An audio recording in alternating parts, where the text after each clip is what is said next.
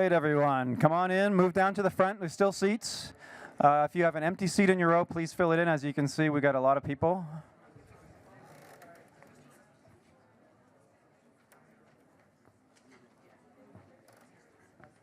Still some seats down here in the first row. Well, this is the judges, but second row. Yes, I will do that.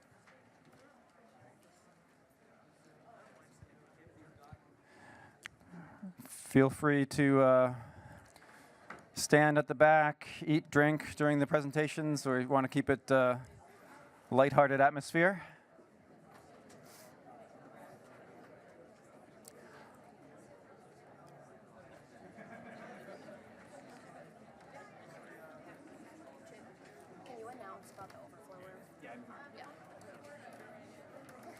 Still a couple empty seats, but anyone who doesn't want to stand up for the next 2 hours, we have an overflow room with a simulcast screen, and that's just opposite the doorway here, diagonally. It's to the right of the big step and repeat banner where you hopefully took photos. Otherwise, still a few seats. If you have a bag or something on a seat, we ask you to open that up for someone to sit down.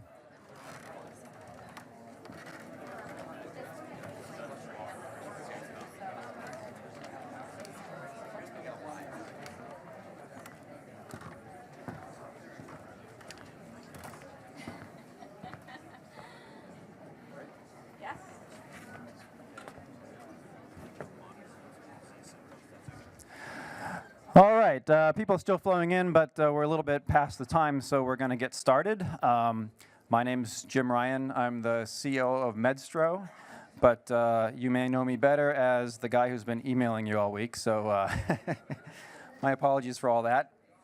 No more after today. Basically, sorry? Oh, they're asking me to announce the overflow room one more time. For those of you who've come in just now, we do have seating in an overflow room just opposite the door here to the right, where you can sit down and watch a simulcast of the event. If you didn't manage to find a seat, you're welcome to stand. There's no problem with standing at the back either. So where was I? The emails. Yes. In addition to all the emails I've sent you, I printed all your name tags last night, and I had to say, I think in this room we may have more graduate degrees than we have people. We have MD, MBA, MPHs, and MD PhDs, and I actually felt a little bad, so I put MS next to my name. And actually, we had a little joke that if aliens came down and abducted everyone at this event, we'd probably lower the average IQ of the world by 50. But anyway, let's not congratulate ourselves too much. So those are all the jokes I have. They weren't very good, so I'm going to turn it over to Jennifer Joe, the CEO of Medstro, who will be our MC for the evening. Jennifer.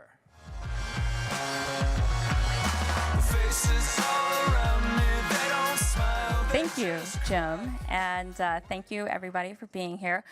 Just a couple more housekeeping items. If you have your cell phone, it would be wonderful if you could turn down the volume of the cell phone, though we do encourage taking pictures and posting them on Twitter and Facebook.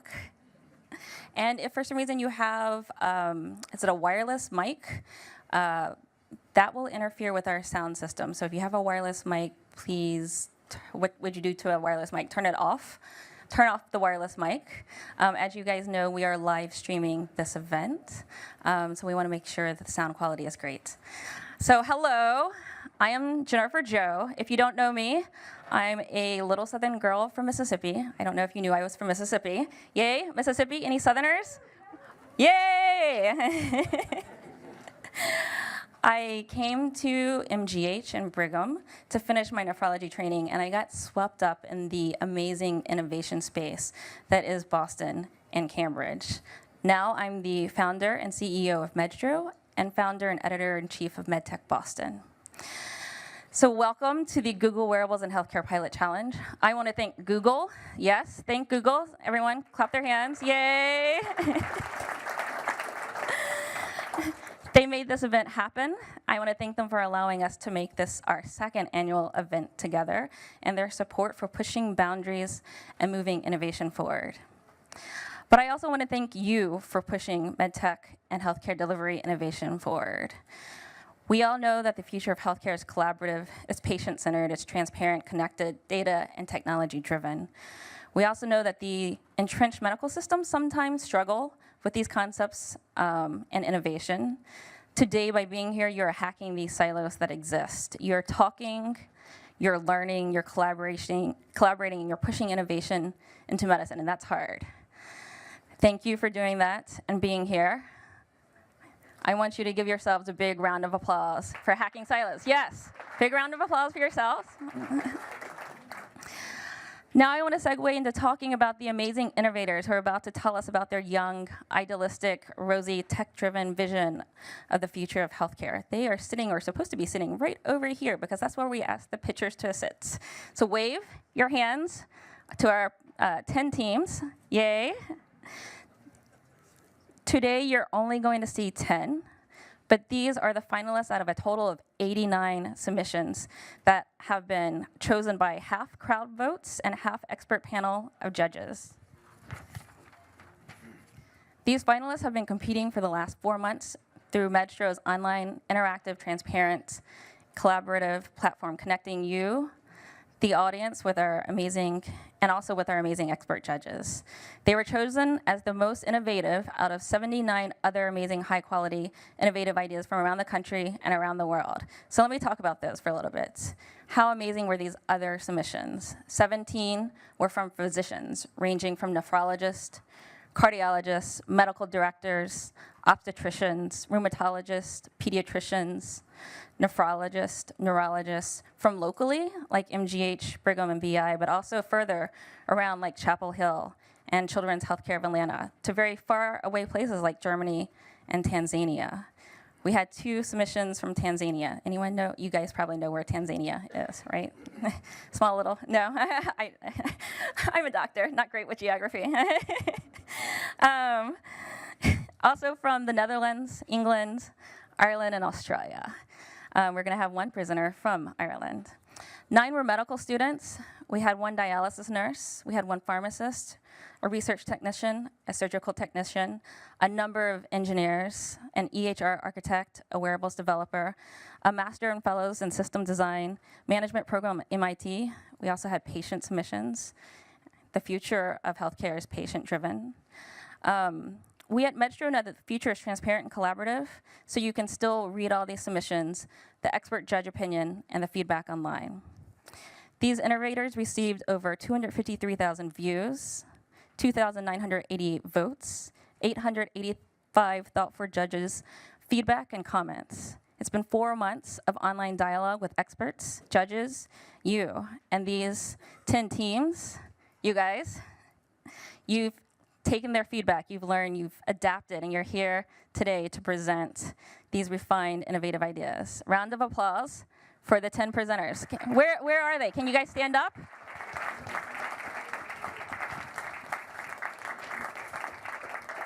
Oh, okay, all of our presenters.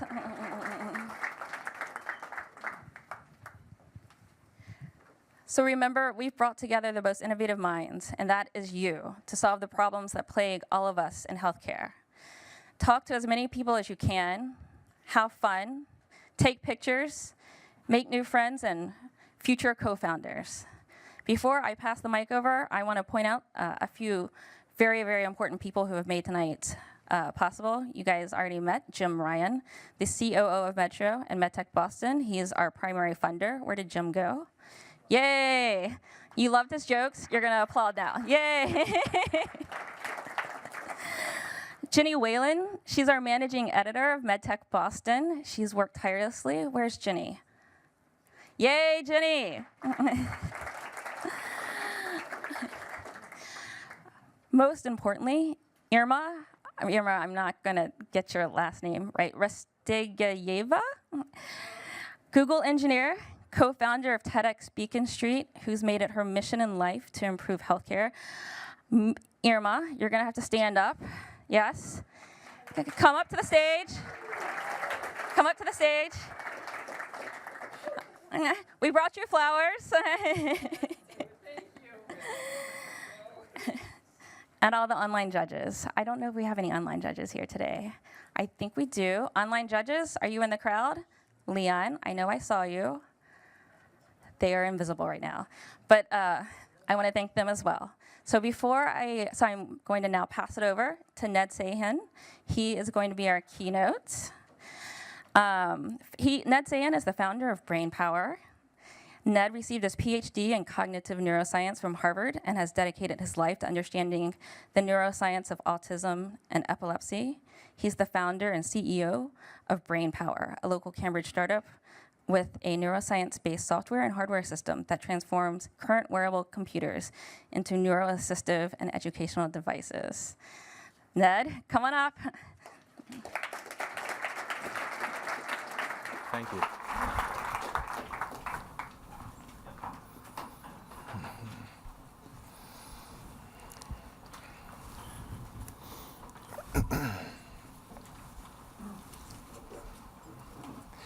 BrainPower's tools help people with autism along their personal and unique journey toward self-sufficiency and beyond, and give parents and educators structured, numerical, and objective reports on how those children are doing toward their own personalized goals. Our software is based in cutting-edge brain science from Harvard and MIT and runs on modern wearables like Google Glass. Many members of the autism community have told us that our approach is transformative, a game changer, and one of the most creative and impactful uses of technology. And so that's felt very good to hear, of course. But tonight I'm going to try to explain a little bit why they may be talking about us in that way, and then implore emphatically for your help so that together we can rewrite the future of autism. So in this very brief talk, I'm going to tell you maybe a little bit that you might not know about autism, and a little bit you might not know about Google Glass. Well, that'll be hard in this crowd. And give a little teaser of some of our solutions and our team, and then announce something unique and new and special for the first time here for tonight. So because this is a brief talk, I'm only going to be able to cover part of what I would love to, and you may have questions, you'll definitely have feedback, and that's very valuable to us. So please, would you go to our website. It's simple, it's brain-power.com. There are a few contact forms. There's a one-liner, just put your email in, or a little more in-depth. Tell us why you're interested, give us some feedback. It's very, very important to us. I'll just do a quick sound check. Is it great? Anything okay? Yeah, thank you very much. So what is autism? Well, the first and most worrying fact is we really don't know. And it's shameful. We don't know.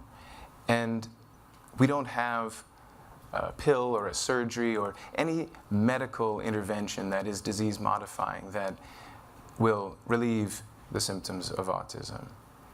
And we also struggle to even find or detect autism. There's no blood test, there's no genetic test yet. Really, it's the behavior. It's about how does the child play with the parent and make eye contact that is used to assess, and then to assess over time. So these measures are not rigorously quantitative, not based in physiology, and maybe or maybe not repeatable when the family moves to a new doctor, to a new town. It may be that we're using this one word, autism, to signify many conditions that are actually very different. But at BrainPower, we're not deterred. We plunge on because we are driven by the fact that 1 in 68 children, 1 in 68, is now diagnosed with autism. Stunning. And because it's so expensive and so onerous for these families, and it's something that is very deeply personal and emotional and important to the whole family. So I've had the pleasure of meeting with many parents Many, and over 1,000 have written to us through our website with long comments. And I've spoken with many, and I've met with people on the spectrum, children, adults, their teachers, their clinicians, a lot of clinicians. And while we don't know what autism is or how definitively to treat it, what I've done through all of the data gathering is to identify key life skills. These are life skills that are important for all of us, from which we can all benefit. Just they are particularly more of a challenge for people on the spectrum. And these skills are language, conversation skills above language, or outside of language, social engagement, including eye contact, abstract categories, and controlling of stereotypical behaviors. So that's a little bit about autism. So now, what can I tell you new about Google Glass? In this crowd, there are plenty of people who know everything there is to know about Google Glass, so you can take a nap now. But for the rest, maybe you don't know that Google Glass has a 9-axis IMU in it, meaning accelerometer, gyroscope, and magnetometer. Why is that important? Because this little thing measures the motions of your head 50 times or 100 times a second in a fraction of a degree. Maybe it's news to some that there's Wi-Fi and GPS and Bluetooth, and it's a connected device and transmits to servers that can perform complex analytics and then bring information back to the device. And maybe it's news that, in fact, inside this little thing here, in this 1.5 inches or so, is a computer that's more powerful than, for instance, the one I used as my workstation in college. So that we can run machine learning algorithms, we can run machine vision, we can do predictive analytics right here on the device without connection, and to run some of the software that we are, in fact, doing. So I told you a little bit about autism and a little bit about Google Glass. And so how could I put those two together? Have a think for a second. The first thing that we did is to address that social engagement piece, focusing in on eye contact. And amongst all the complexity, we brought it down to one simple question, which is, when the parent calls the child's name, does he or she look? And it's so simple, but it's so profound. Call the name, looking, not looking. Call the child's name, not looking. Call the child's name, not looking. Call the child's name with stress and distress. The child does not look, or maybe starts some behaviors. What's going on? Why? Well, we don't know so much about the why, but at the very least, we want to measure this. And so how do we do that? Well, with the camera, we detect faces using a classifier cascade. And then, with the microphone, and there are 2 of them actually, we stereolocate for that particular person, and when they call, for instance, the child's name. And then, the question is, what motions take place on the device? We have that accelerometer, we're measuring 100 times a second. So the question is, does the child look at mom? So simple. But this is the kind of thing that clinicians write down, paper and pencil, but would struggle to measure each and every episode of. We might get 1,000 data points a day, many more, and measure one day to the next. And that might be the day that the parent changed a diet or something else with that child, so we can be that benchmark, that numerical benchmark of, is the child engaging, or at least giving outward signs of engagement. And this becomes particularly important with autism, because we can ask a question never asked before, which is, even when that child is not giving any outward signs of engagement, let's say, not looking, not smiling, is he or she nonetheless hearing, understanding, feeling, and loving?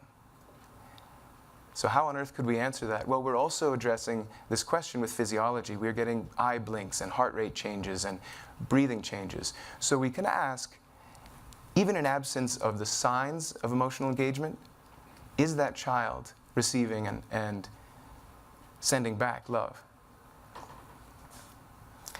I'll, as we go through the different tools, highlight the coder in my organization who is involved. And so this was partially and largely by Anita. Now, one thing you might be wondering is, will children wear this? Will children with autism wear this? It's a little bit newfangled. although remember they're digital natives, and it's something on their head. So we went to the best experts we could find, to clinicians, to teachers, to ABA therapists, to parents, and we asked, what do you think of our approach? Great. So what do you think? Well, I don't think it'll work because they won't wear it. And that intuition carried through, but we didn't stop. And so we're data-driven. So we found out by asking the children. And it turns out, actually, they love it.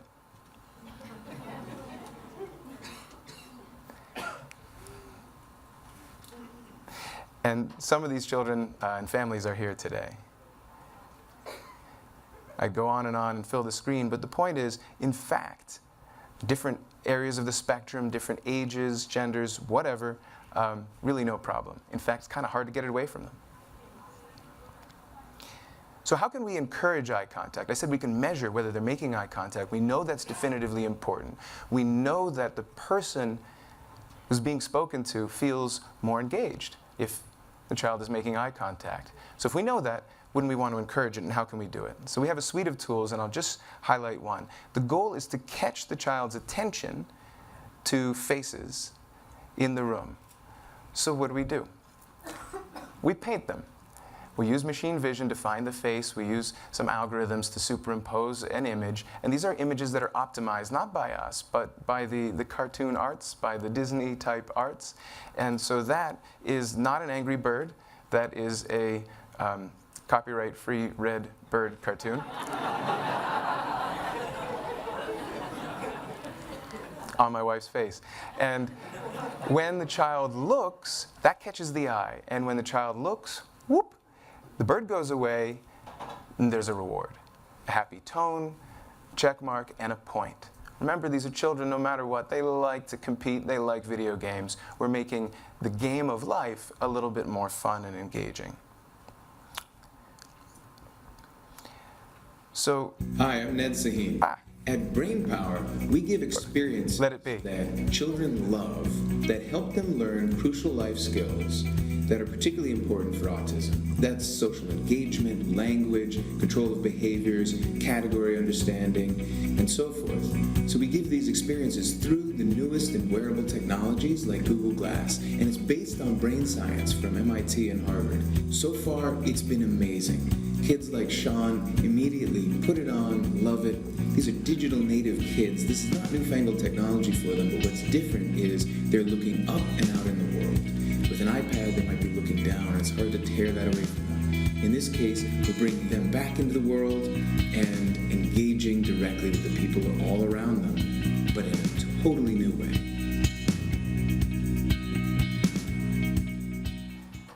seeing myself in stereo, but we're also going to see Sean in stereo.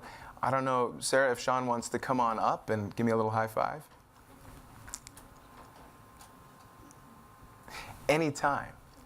You can just interrupt. And I also want to highlight Zulika, who's been one of the parents, and with her son Ryan, who's been very actively involved with us and giving us a lot of feedback. And I think we would be nowhere if we didn't have the feedback of the parents and of the children on the spectrum. This is not the exercise of a book. This is not a lab exercise. This is reality, and this is in people's homes. And so we need to know what happens in people's homes.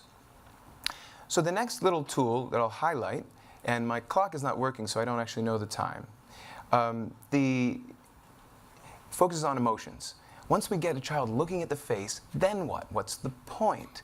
So there are a few tools in this suite, but one is about, again, playing a game to try to find and understand the emotional information that's on that face. So here, the question is this person surprised or happy? I have to choose. And the child chooses by nodding the head one way or another, or a hand gesture, because again, the head motions. And if he gets it right, he gets a point. It's that simple, but why is this important? Now, if we just gave the emoticon, and we do that in real time as well, we don't know, are they using that information any more than they use the information on the face? And this is the real people in their real lives, not in a book. These are their teachers and their parents and so forth. Sometimes it gets a little more difficult, and it's hard to know what the right answer is. And at the end of the day, they can review and go back to reality as they lived it that day and take that quiz again. And so that was by Katie.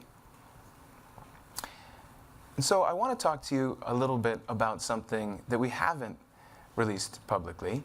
And this has to do with this concept of stimming. If you're familiar, many people on the spectrum possibly gain comfort through repetitive motor actions. We don't exactly know why, but what it seems like from what I've learned, when a moment of distress is about to come, and autonomic signs are going through the roof, that's when, as a coping mechanism, someone might go into repetitive motions like rocking or arm flapping. And it's calming to the person, but since the other person probably doesn't know what's going on, it can be distressing. So it's a delicate line where we don't want to change someone, but in the same way that if you're learning how to give public speaking and you learn not to play with your keys in your pocket or other repetitive actions, we're trying to give coaching and then measure the outcomes of an alternative that is private. And I mentioned that Google Glass has all these features, but it has a private way of seeing, because there's a computer screen, hearing, because there's a bone conduction speaker, and even haptic feedback, the vibratory action of that speaker. So we can give feedback to the person as an alternative, so that before they're about to have an episode, we can give something that's interesting. And I say before they're having an episode, how can we know that? Well, we're measuring that physiology. We're measuring when there's signs of stress or distress, like heart rate and breathing changes, or the rocking itself. And so now I'm going to do something a little crazy here. And this, by the way, is the work of Sarah. I am going to go back one. Good. And now I'm going to try to do this in real time. So what we have done is create a version of this software now that listens to the body's actions. And I can't demonstrate the heart rate because I'm not that good. I can't change my heart rate for you. But I can do the physical actions. So let's try it. Okay, Glass. Help me relax. And now it's in a standby mode. So if I start rocking, it should recognize that, and there it is.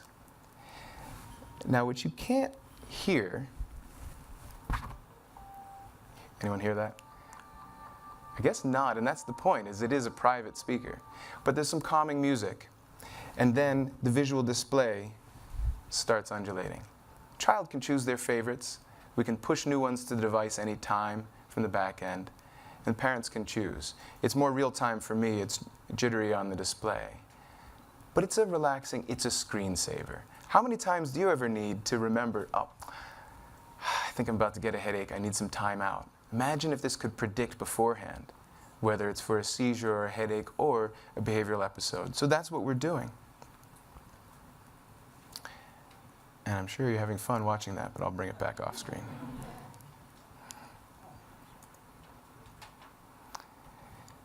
So we look at this as fake it till you make it. These are dance steps for life. Yeah, it's a little artificial to be reminded to look someone in the face, or to be told that they're smiling, or to be told that they're displaying signs of sarcasm or joking or idiom, which, by the way, we do as well in the language suite. But it's useful. And yes, it might be dance steps for life, but you're out there on the dance floor. And that's what we want to encourage, because our goal is self-sufficiency. So briefly about me, but we don't need that because I had that introduction. And they've told me that, you know, if I have all these schools up here, it's going to make me look really smart. But they've also said that if you're the smartest person in the room, then you're in the wrong room. And so I've stacked the deck, and I've surrounded myself with some amazing, amazing people, many of whom are here. So would any Brain Power members stand up, please?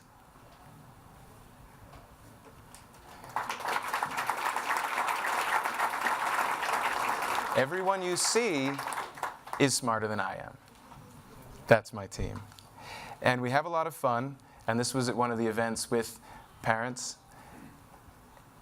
And the press have been taking notice as well. We've been covered in about 100 different press outlets, happily, TechCrunch and Wired and the Globe and so forth. And you can't see that anyway. Some very nice congratulatory quotes. And the parents, which is where it really matters the most, the parents and the children are telling us that this is bringing them hope and a plan. Because really a parent wonders, what comes next? And what am I planning for in the long term? So I'll end with our tools in action. And these are just a couple of the kids who've tried it on. And I'll let them speak for themselves. Let's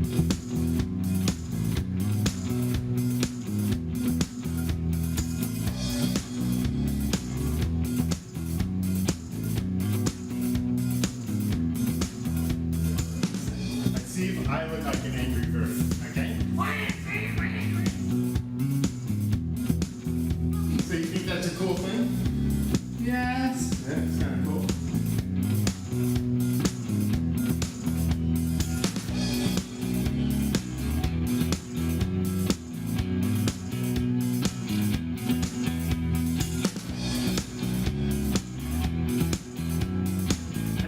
Jack's eye gaze be as intent and focused as they have been wearing those glasses in his entire 18 years of life. Even when he's doing his most favorite activity, watching a YouTube video or a movie on TV, he'll stop and rewind and watch little 3-second snippets of it. So his eyes are, constantly darting back and forth. But he's just, I've never seen him so intent with his eye gaze. Amazing.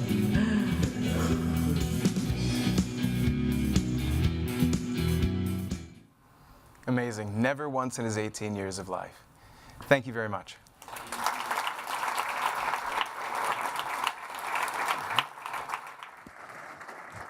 Great. Thank you, Ned. I just want to make a quick reminder. There's lots of people here. Feel comfortable to stand up. Go get more to drink. The bar is open. We want you to feel very comfortable with coming in and out of the room. Get more food, bring it back with you. There's also an overflow room because there's a lot of people standing in the back. So feel comfortable to go get a drink, go look at the demos, go to the overflow room, hang out, and maybe open up some seats. Great, so to get this kicked off, there's a lot of people in the back. If the judges, if you haven't turned around, there's the AC is not gonna handle this soon. I'm gonna go ahead, and we have 6 fabulous, fabulous judges, and I was going to introduce them, but I think you guys are tired of hearing me talk, so I am gonna let them introduce themselves. There's 2 microphones in front of you, and there's 2 cameras. That hopefully we can show the judge. Looks like we're going to start with Dr. Freed because your face is up there. Hi, everyone. I'm Naomi Freed. I'm the Vice President of Medical Information, Innovation, and External Partnerships at Biogen. I'm delighted to be here this evening. Thank you, Naomi. Hi, I'm Rich Klicklick. I'm a surgeon and a professor at Harvard Medical School and an XIR with General Catalyst Partners in Cambridge. Thank you, Rich. Hi, I'm Natalie Schneider. I'm with Anthem, and what a pleasure to be here with all of these smart people. Hello, everybody. I'm David Ting. I'm a board-certified internal medicine physician and pediatrician at Mass General Hospital. I practice primary care, and I'm the Chief Medical Information Officer for the Physicians Organization. Hi, everyone. My name is Chris DeLuca, and I work with Johnson & Johnson Innovation right here in the Boston Innovation Center. And really happy to be here. Congrats to all the different companies, innovators, and thank you, MedTech, for organizing this. Thank you for being here. So without further ado, do we have our first presenter, Pavlak? Oh, sorry. Dr. Greenberg, you were sitting so politely. Jeff Greenberg, practicing physician at Brigham and Women's Hospital and a medical director of our Innovation Hub, as well as a medical director at our Physicians Organization. Big round of applause for the judges. Thank you for being here.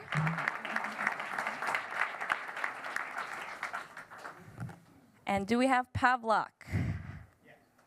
Great.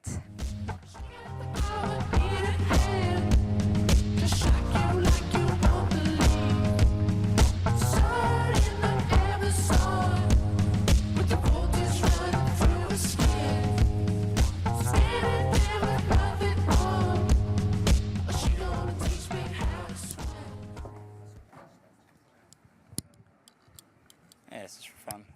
How are you guys doing? How do I use the presenting? How do I use the slideshow? The slideshow? There's a clip.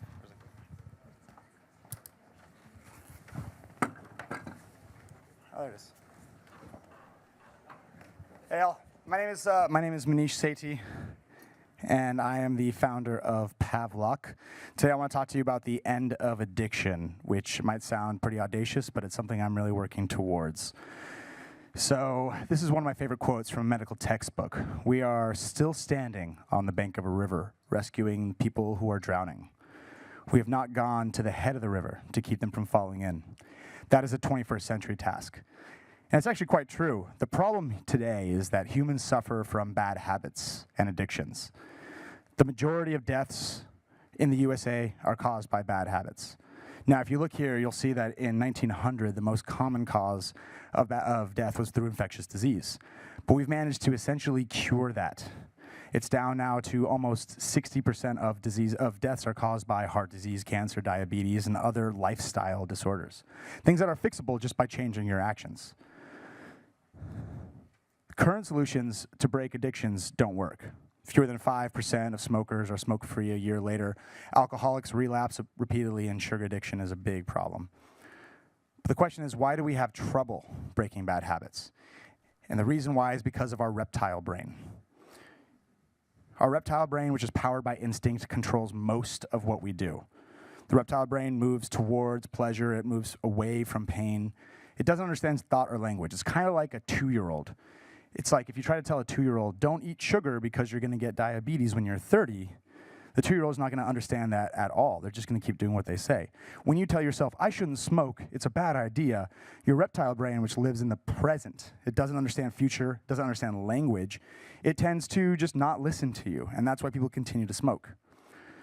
But there is a type of science, it's a type once very common, but now forgotten, and it works better than any form of therapy today. It disappeared in a period of 4 weeks in 1994. It's called aversion therapy. Pair an electric shock with an undesired action, and through classical conditioning, your brain creates an association and aversion to the action. It disappeared because of social reasons. It disappeared because of one particular study, which was not very popular within America. And because of that, one of the best ways to cure addictions just disappeared in a period of 4 weeks. Now, multiple forms of Pavlovian conditioning have been used, and they've only appeared in medical facilities. I swear to God, this slide is my favorite, but the typecast from Keynote to PowerPoint did not work until now. Meet Pavlok. So Pavlok is a wearable device. It's a small little module. It's worn anywhere on your body. Here you see it in the wristband form. It's a little bit smaller than this. It can go anywhere. It can attach directly to your skin. It can attach directly anywhere on your body through a necklace. It can clip onto your iWatch or your Pebble. It can attach by a magnet anywhere on your body. I just shocked myself.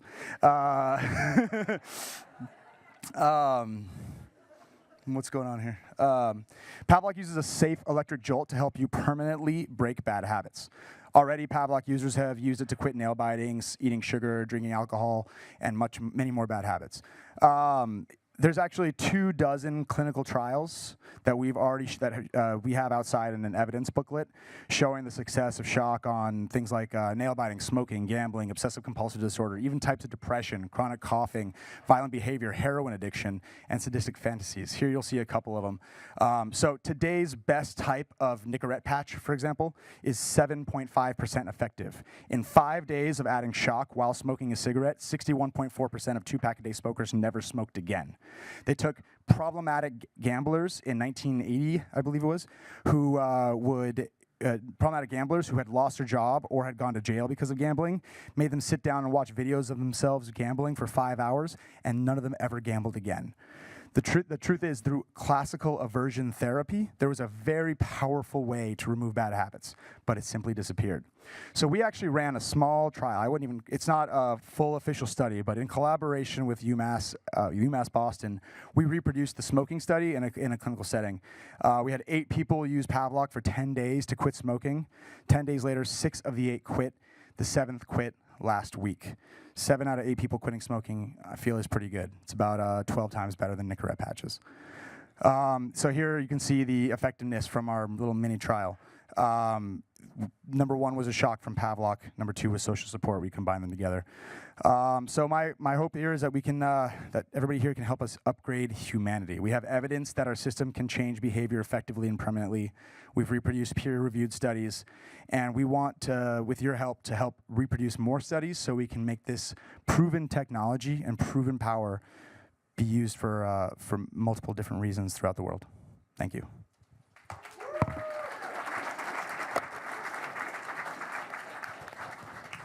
So you need to stay on. Oh, what are you doing? Yes, you're gonna. We have 2 minutes of questions from the judges. Oh yeah, for sure. That was fun. So you said this disappeared in the 90s, and I'm not sure why, but what makes you think people want to be shocked? Sure. Well, number 1, we've sold 3,000 units already. So for sure, there's at least 3,000 people who want to be shocked. It's my job, right? So the reason it disappeared in the 90s is because in one experiment, they tried to cure homosexuality. And in 1994, the American Psychological Association said aversion therapy is not effective for homosexuality. In a period of 1 month, it got a ton of media press. All university clinics closed, all government funding ended, and it disappeared like that. Sorry, go ahead. How do we know this is safe, and have you put this on children? I have not put on children. I do know it's safe because it uses extremely low current level. So if you have a current that is less than 10 milliamps, you don't even need to check with the government because anything less than 10 milliamps is extremely safe, and we release about 2 milliamps. I do know that there are dozens of devices that release voltages up to 20 times the level of ours. I'm sorry, 20,000 times the level of ours. And it's extremely safe. And also, our type of technology has been FDA cleared in the past as well. So you've touched on this in behavioral therapy. There's both the negative reinforcement and the positive reinforcement. So obviously, this is really hitting on the negative. Have you thought about integrating positive reinforcements and kind of helping with persistence in that way? Absolutely. So it's a big part of our plan, a big part of our process. And in fact, you saw in the graph that social support was the number 2 reason that people quit. So we use positive and negative reinforcement together. For the act of breaking bad habits, we have coaches who call you on the day that you purchase a Pavlok, that you receive it, and they tell you, who would you like to be in a month? What would that person do in the next week? And over the next week, they track and help push them to do those goals, and they act as a social support. So we use positive and negative reinforcement as well as accountability in order to reinforce behavior. So you said that you have some peer-reviewed publications. How many patients have been in them or subjects? And why the name Pavlok and not 50 Shades of Pavlok? I like this guy.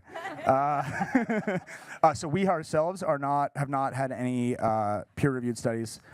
We are basing this on 21 plus studies that we found from 1960 through 1994. In the smoking study, the 61.4% smoking study, there was 800 plus patients in that study. So first of all, I endorse the ambition. I think it's tremendous. And secondly, I think the burning platform is sound, and we all know, everyone in this room knows that logic does not prevail, and that won't help break bad habits. What I'm concerned about is the durability of the strategy. So in a controlled pilot, I can understand people being compliant with the device. I'm concerned about whether the habit is more powerful than complying with wearing the device. Sure. So we don't use just the electric shock. It's what's called aversion therapy. So the way it works is We have 5-minute audio sessions that last between 5 and 10 minutes long, 5 and 10 days long. And what you do is you close your eyes and it says, imagine the blackness of smoke entering your lungs, see your lungs changing, and then it shocks you. Imagine the smell as you walk into a room and your loved one's smelling it, and then it shocks you. What happens is you create this actual physical aversion. So my example here is I used it on myself for tortilla chips. I cannot get my hands to touch Tostitos blue tortilla chips. It's like a force field is around it. We had 2 of our smokers who first used it back in September who tried to smoke again, and they spit it out and said it was the most disgusting thing they've ever tasted. It physically changes the flavor of sugar in your brain. So we know that, I mean, you can't, like, what I've noticed is it's kind of an interesting process. So if you shock yourself just a little bit until you don't want to do it anymore, this is the failure mechanism. So people will not push through and make it so it permanently deletes the habit from the brain. So if you imagine, if you know that theory of if you find your child smoking a cigarette, you make them smoke the entire pack of cigarettes and then they never want to smoke again. I call it white girl tequila syndrome. We force people to get to level 2 or level 3 of when they want to quit, and they feel like they've broken the habit, and we make them push through and get to the point where it's actually physically painful for them to break that habit, and we have not found very much recidivism. Very few people tend to smoke again. Okay, thank you. Pavlok, yes. We want to see you. Why are you carrying that with you? I was just for you guys. Great. Next we have On Class. Yes. I'm doing all right, getting good grades, the future's so bright. I gotta wear shades, I gotta wear shades. I got a job waiting for my graduation, $50,000 a year, I'll buy a lot of beer. Things are going great, and they're only getting better. All right, my name's Ajay Kohli, and this is Sarah Foster, and we come to you from Drexel Medicine in Philadelphia, Pennsylvania, to present our platform called OnClass.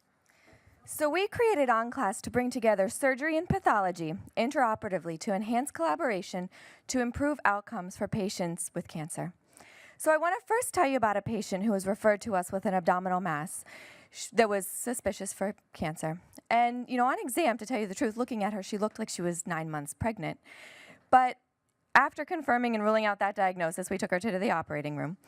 And in the operating room, they removed the pelvic mass, and I walked in as they were taking this tumor out.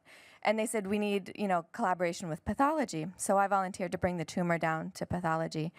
And I carried this 15-pound tumor down to pathology, and when I get down to pathology, they are excited. They're asking questions. They want to know, how did this fit into the abdomen?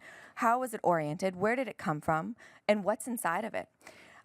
So, to my surprise, they just start sectioning the tumor. And as they're sectioning this tumor, I couldn't help but think, this reminds me of turkey. But there were multiple extensive phone calls and conversations back to the operating room to discuss with the surgeon, how did this come out? What did it look like inside the abdomen? And, ultimately, over the course of an hour, basically, they came to the diagnosis that it was a leiomyoma. So intraoperative consultation provides pathologic information to help guide the surgeon in how best to perform the appropriate surgery. But there are numerous challenges with this, and that includes limited communication and understanding between the two separate, entities acting independently yet synergistically, trying to come up with a diagnosis. And I just want to highlight this with, talking about the impact on survival. So the amount of tissue or disease left behind has it's an independent predictor of the overall outcome and survival. And I just want to take ovarian cancer, for example. So the survival rate at 5 years with nothing remaining in the abdomen after surgery is 60%. But when you leave even the smallest amount of tissue, 1 centimeter, that drops to less than 20% survival at 5 years. And I just want to make this real for you. So if you take a look at your fingernail is about 1 centimeter, and just that small amount of tissue left behind in the abdomen can have significant impact on future prognosis and outcome. And that is certainly a clinical problem that we wanted to address. And as entrepreneurs, as well as clinicians, we decided to build a platform that we like to call OnClass, Oncology Analytics. So OnClass essentially uses wearable technology to live stream what the surgeon is seeing, essentially the surgical field, straight over to pathology, and allows the pathologist then subsequently to send pathological data, be it immunological, genetic, histological, what have you, straight back to the surgeon. This allows the surgeon then to make a very precise diagnosis, not only to remove the cancerous tissue that's within the surgical field, but also the normal tissue that's at risk of becoming cancerous down the line. And as Sarah mentioned, we want to be as precise as possible because this has a large impact on future prognosis. And essentially, we're connecting two different silos of healthcare. There's the surgical field and then this pathological field that are really divided up within the hospital setting. And we're bringing them together to increase relational efficiency, which actually is a measured concept of taking hyper-specialized teams and having a better impact on their workflow. Because we're using this in the hospital setting, we want to make sure that we're hospital network compliant, and we've been made all clarifications to make sure we're HIPAA secure. And finally, there are a couple cancer care centers in the country that have spent millions of dollars in their operating to create specialized operating systems that would essentially do the same concept. We are doing this at the fraction of a cost, all at the price of an unlocked cell phone. And so, we are clinicians, so we want to get data-driven medicine to back us up. So to move forward, we are doing a full clinical study looking at not just gynecological tumors, but also breast and colorectal cancers. And in the past, we have achieved success. We just currently submitted, another gross image, but we have submitted data on doing digital grossing using ex vivo tissue that's really been taken out from the body. And we've achieved the same results using our platform versus the golden standard, the pathologists doing staging on their own. But we have an esteemed panel of judges. Why should you guys vote for OnClass? And I will give you 3 reasons. The first is our wonderful team. It's not only are they in front of you, they're right behind you, hiding in the crowd somewhere. We've risen up to challenge every single clinical problem with technological innovations, and they have done it so far with a $0 budget. Secondly, our clinical team that has pushed us as founders of this platform into every single, they have pushed us so far to ensure that we go back and test all of our ideas and test all of the more than 3 million plus journal articles on cancer care. And finally, third, and the most important reason, for our patients. We've been given the worst diagnosis of cancer, yet they keep fighting. And we are privileged to stand by them while they do the fight and do the very best that we can. And that is the drive behind OnClass. Thank you.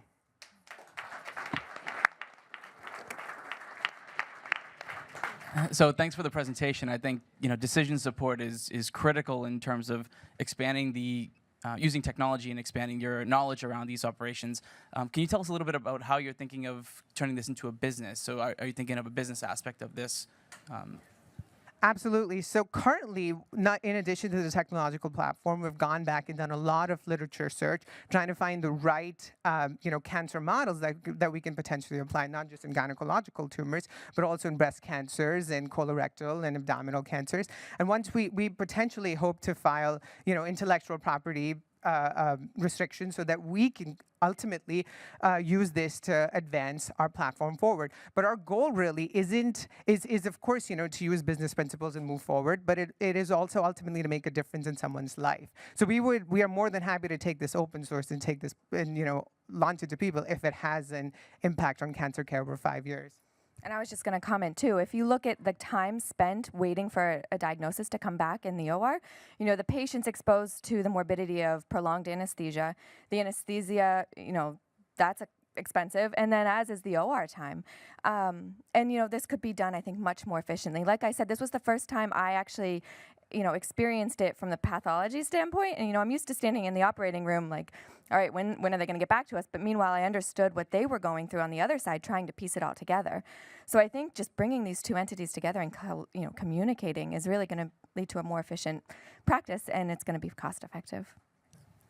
Yeah, congratulations on a great presentation and really a brilliant idea. I wonder if you've thought about taking this beyond just the walls of one hospital and consider what this might mean for, let's say, rural hospitals where they don't have access to a pathologist, at an academic medical center. Absolutely. And I think, speaking to the benign GYN doctor in, middle of America who encounters a pelvic mass intraoperatively and, what to do. Do they resect it? Do they close it up? Do they send them to a specialist? Or can they actually consult somebody while they're there and optimize the outcomes instead of sending the patient back to surgery?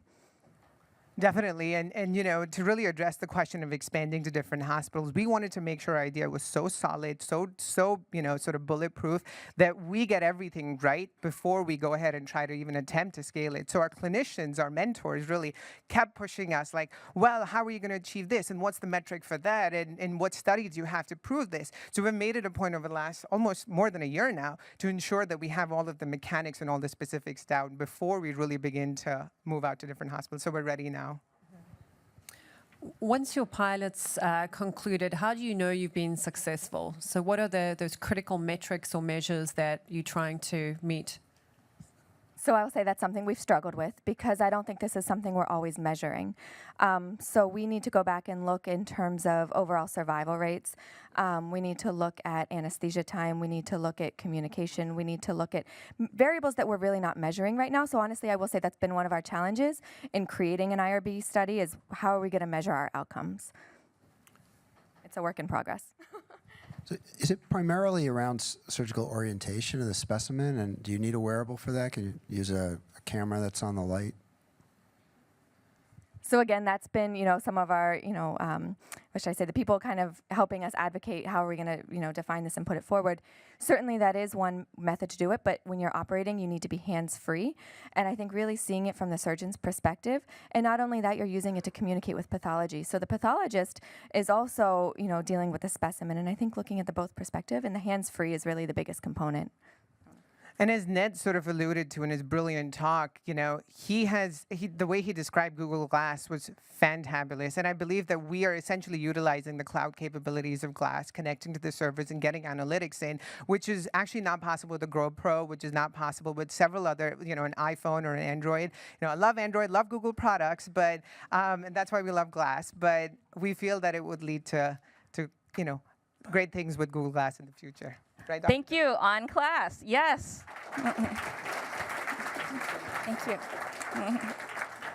Next, we have, I think you guys did not give us a name, integrating mobile messaging and predictive analytics to improve chronic disease management. Yes. Oh, memorandum. Yes. Welcome. Memorandum.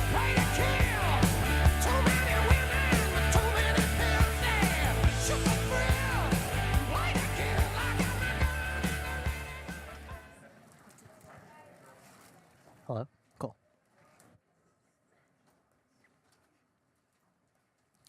Last semester, I got to interview a patient at the Brigham. She had Crohn's disease, and she'd been able to well manage it for over 30 years, but she came into the ER because of a recent flare-up. Why? She had trouble managing her medications.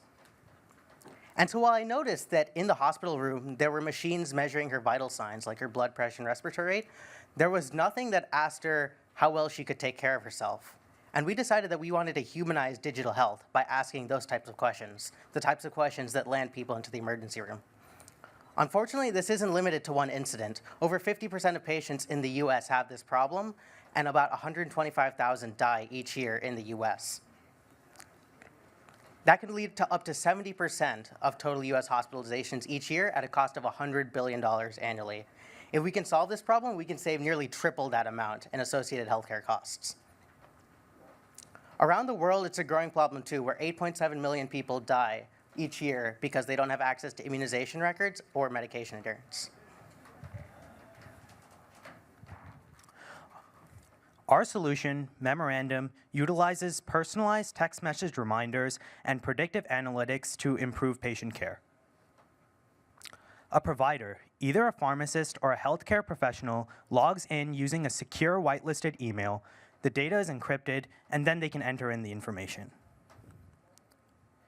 Provider-driven input of information ensures that the data is both accurate and concise. Our data analytics algorithm provides physicians with a dashboard of individualized statistics that enables them to personalize care and track behavior over time. Here is an example of a reminder a patient might receive. Note the closed feedback loop, which asks the patient to respond whether or not they've taken their medication or not. So what we want to do is be able to take this from a phone and implement it in a wearable, and we do that in two ways. First, you can either have the messages forwarded to the wearable, or you can also implement an application into the wearable, which allows the patient to respond either yes or no by either talking to it using Nuance's clinical speech recognition, or even just tapping a button on it, which removes a key barrier to entry. Integrating that along with integrating with EHRs allows us to minimize complications and personalize care, because it makes it simple for the patient and for the physician to monitor the patient. We want to focus on more than just medication adherence, though. We want to help people in third world countries keep track of immunization records, help people locally attend more appointments by sending them reminders, improve health literacy by sending them facts about their condition, and also improve patient engagement overall. Ultimately, we want to also utilize predictive analytics to give feedback to physicians using our algorithms so that they can personalize care and remotely monitor patient health so that there's a better experience for both sides. Overall, we can save around $290 billion, and this is a breakdown of how that happens via overtreatment, failure of care delivery, and lack of care coordination. Ultimately, the value proposition comes from minimizing excessive healthcare spending and optimizing the quality of care. Let's talk about how we'll do that.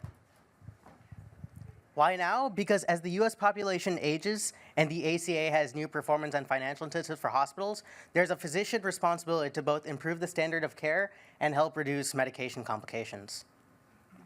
So let's talk about how we learned about this. We talked with the Center for Primary Care at HMS, as well as Northeastern University's Computer Science Department, about how we can use behavioral economics and software in order to facilitate behavioral change among patients. We have a partnership with HBS for a pilot trial in India this summer regarding medication adherence, and we're also working locally with the Crimson Care Collaborative, Partners Health, and Fenway Health. We have two phases to our pilot. The first is an 8-week trial that allows us to look at whether or not patients are getting an ease of use out of this type of system, as well as looking at the familiarity with technology and what kind of features they want. Ultimately, we want to see what the patients want before we proceed with an effectiveness trial. The second trial, based on phase 1 results, will look at effectiveness of a particular drug, for example, statins for high cholesterol. Looking at a measurable outcome like LDL, as well as looking at phase 1 information, will let us take both the information we gained from a phase 1 trial into an effectiveness study. The team involves students from a variety of universities. We all have engineering backgrounds, and a few of us are medical students now, so we're very well capable. We built this in January, and the product's already finished. Regarding competition, the problem with current systems out there is that no physician wants to see a chart. They want to see what they can do to help the provider, and that's what a predictive analytics backend does. Because we want to see patients as people, not numbers. Thank you.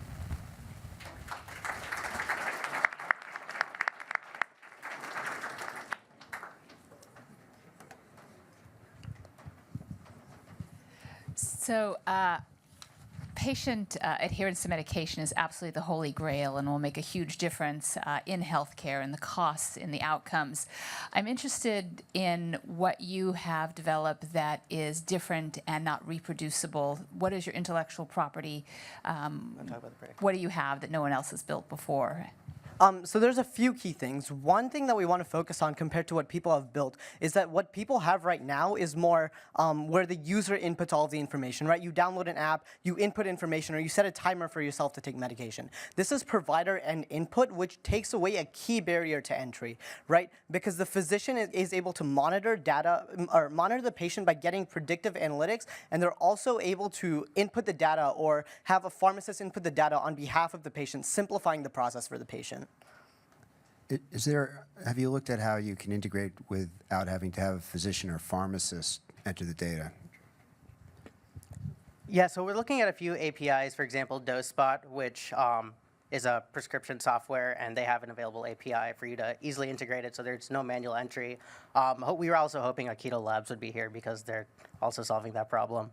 But ultimately, we'd like to take EHR information directly into this type of software, and that would automate everything And so there'd be no extra work on either side. So I'm assuming the patient has to enter the data on Patient whether enters they took. nothing. So how does it know if the patient took the medication? The patient responds yes or no. On a smartwatch, they press a Y or N button. Ultimately, short of seeing them physically put in their mouth, no technology can validate that, but it's better than nothing, and we think it's a step in the right direction. Just a quick question. So, if you're focusing back on the patient for a moment and less on the technology, how do you see the overall solution of actual adherence improving? And how does that relate to companies like PillPack and kind of looking at it from a less tech perspective? We've been looking at a few behavioral economics theories, such as loss aversion. So say every day you'd be entered into a local lottery, and you have an incentive to take the medication. Otherwise, people are more averse to loss than gaining the health benefits. So short-term rewards will psychologically wire them for long-term gain. And last question, have you thought about collaborating with Pavloks if they don't take the medication, it shocks them? I guess Thank we you. should talk afterwards. Thank you, memorandum.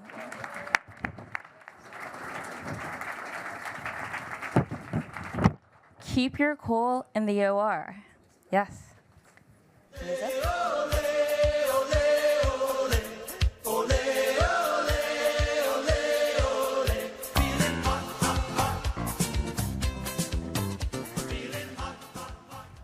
All right. Is this on? Are we working? Good evening, everyone, and thank you so much for allowing us to be here. I'm Courtney Hill. And I'm Allison Arnsman. And we are very excited to share with you our idea for making the OR a safer and warmer place. If you ask any patient what they remember about being in the operating room, cold is almost always part of the description. In the United States, over 1 million patients become hypothermic in ORs every year. This is problematic for several reasons. One, it increases the rate of wound complication and wound healing problems. It increases the rate of cardiac complications and death, and increases the number of transfusions in our surgical patients. So why does it have to be so cold? Well, the temperature in the OR is driven primarily by the surgeon. And our friend Mark here has kindly shown us the many layers that one might have to wear. The surgeons are performing physically and mentally stressful procedures. And so it is more comfortable for them to have a cooler OR. We know this, and we try really hard to keep the patients warm. We use fluid warmers, warm blankets, and forced air heating. While patients are freezing, the staff remains uncomfortable. Some of the staff members are in fact cold because they're not scrubbed in, whereas those who are wearing all these layers of garb, and sorry that slide didn't work just perfectly, are really quite warm and have a much higher level of perceived temperature. Here you can see one of my colleagues on the left with a sweat stain on his brow after we replaced someone's hip. In the middle you see one of our OR nurses. She's wearing a blanket around her waist to keep warm, while one of the anesthesia staff members is literally huddled under a blanket while ventilating a patient. The current solutions just aren't cutting it, and they lead to a higher risk of contamination. You can see here a cooling vest that's marketed online. We've never actually seen this used by operating room staff, but it would actually physically tether the surgeon to a cooler and what looks to be something like a grocery cart.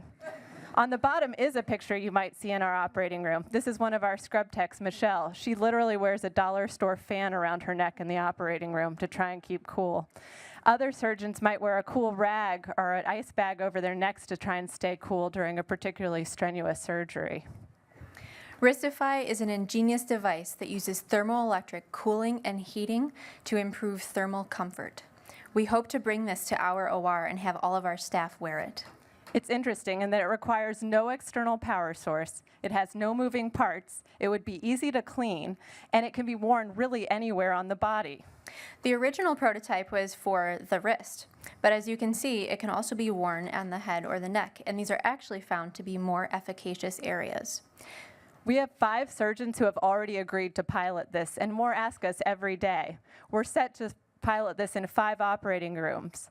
Our study design is really quite simple. We'd be collecting data that's already being collected on a minute-by-minute basis. We'd collect 3 patient temperatures, one in the preoperative area, one 30 minutes after incision, and one in the postoperative area. We'd also be collecting the OR temperatures at these exact same times. iThermometer might be able to help us out a little bit with that part of the study. That's right. We plan to use a crossover design. So actually, we'd have 5 groups of OR surgeons, anesthesiologists, and nurses that would wear the device over the course of 10 OR days. On 5 of those days, the device would randomly be turned on, and on 5 of those days, it would be off. The wearer would be blinded to whether or not the device was on. Again, we'll be collecting patient temperature, OR temperature, and a short survey to look at staff comfort on those days. We think that this is an exciting idea because it has the potential to impact every single patient undergoing surgery. In terms of patient outcomes, it could reduce wound infections, and it could lead to fewer cardiac complications and even deaths. In terms of surgeon efficiency, a comfortable staff is a more efficient one. We think that it could even reduce staff turnovers and the number of breaks that people need to take in terms of the scrub techs. In terms of overall staff and patient comfort, it would be difficult to imagine the benefit it could have on a really ongoing problem. And finally, we think it has the potential to have a widespread impact on cost. In terms of the amount of energy that is required to heat and cool an operating room and these spikes in temperatures, we think this could really be a novel way to help even that out and keep the operating room at the same temperature. We're really excited and think this has the opportunity to make the operating room a warmer and safer place for our patients. Thank you so much. We'd be happy to entertain questions.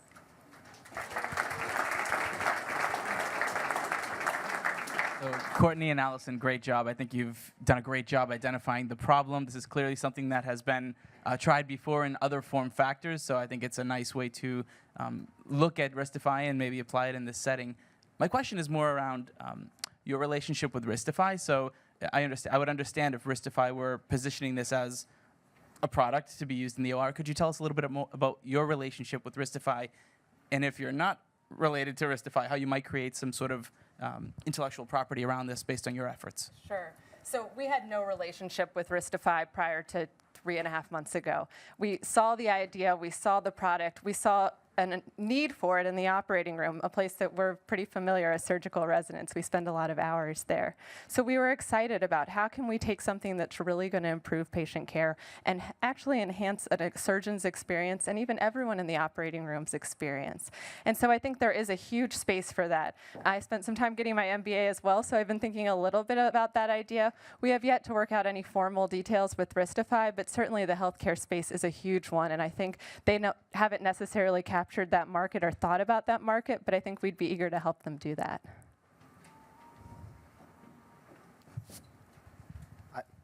Can you just explain how the Wristify device is working? Because I'm not quite sure I caught. Sure. So it uses thermoelectric heating or cooling. So it's called the Peltier method. We actually, Matt from Wristify is here, and he might be able to give you a little demo on it. But it basically is a tiny square that's something that I guess is also used in solar panels and other, they're material science folks. And so it's battery powered, but it also uses the energy that we give off and converts that to either heating or cooling based on the direction of an electric current. It's pretty amazing. While we talk about it doesn't necessarily change your core temperature, if it could change a surgeon's tolerance of a certain temperature in the operating room, even by a few degrees, it could make a huge difference. Any other questions? So you said even if it could change the temperature by a few degrees, do you guys know what is the potential of Wristify in terms of how much does it change the temperature, and do you have sort of solid metrics about what your target is, and do those two reconcile? Sure. So what we do know is that operating rooms are kept pretty cool. It depends on the surgeon, certainly, but we also know about some ideal temperatures in the OR, and that's from some data from the 70s. I imagine before there was the forced air heating and all of that we can currently use. The ideal temperatures are at least 73 degrees. Most ORs, I would say, are in the mid to high 60s. Most orthopedic ORs are actually about 60 degrees. So We don't have exact data about how comfortable the Ristify can make you feel, but that's something that we will gain from this pilot study. So the concurrent use and then the concurrent data taken from the OR temperature will give us that sort of information, and then also we'll be seeing how the patients fare, which is the real focus. Great, thank you. Keep your cool.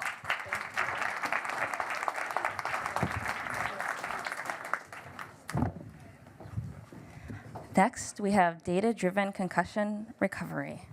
Hit me with your best shot. Why don't you hit me with your best shot? Hit me with your best shot. Fire away. Concussions, hit me with your best shot. Are we ready? Good. Okay. So my name is Bill Yonker, here to talk about concussion recovery. What is a concussion? A concussion is a rotational acceleration of your brain from an outside impact or something that looks a little bit like that this. puck is chipped by. Chara's got to let him go there.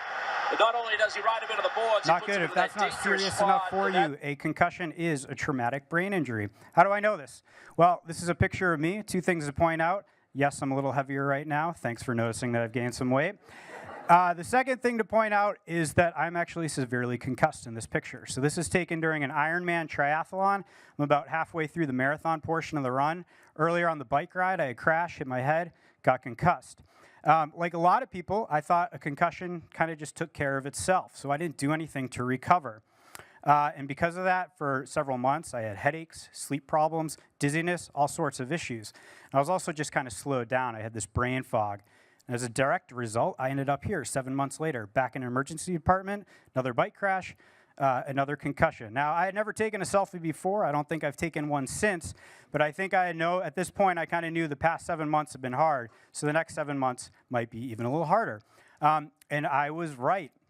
I lost my job. I couldn't see friends or family for a lot of time because of this. But on the upside, I had plenty of time to research concussions. What did I find? It's a big problem. 45 million occur worldwide each year.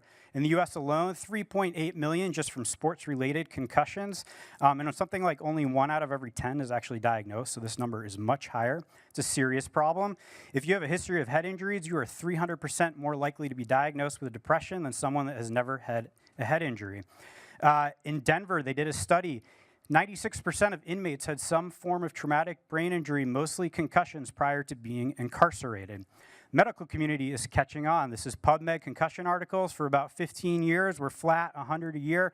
This year, we're going to do upwards of 1,000 published articles on concussion. This is the big one, 7 to 10 days. If you read most articles, it'll tell you that you will spontaneously recover from a concussion in 7 to 10 days.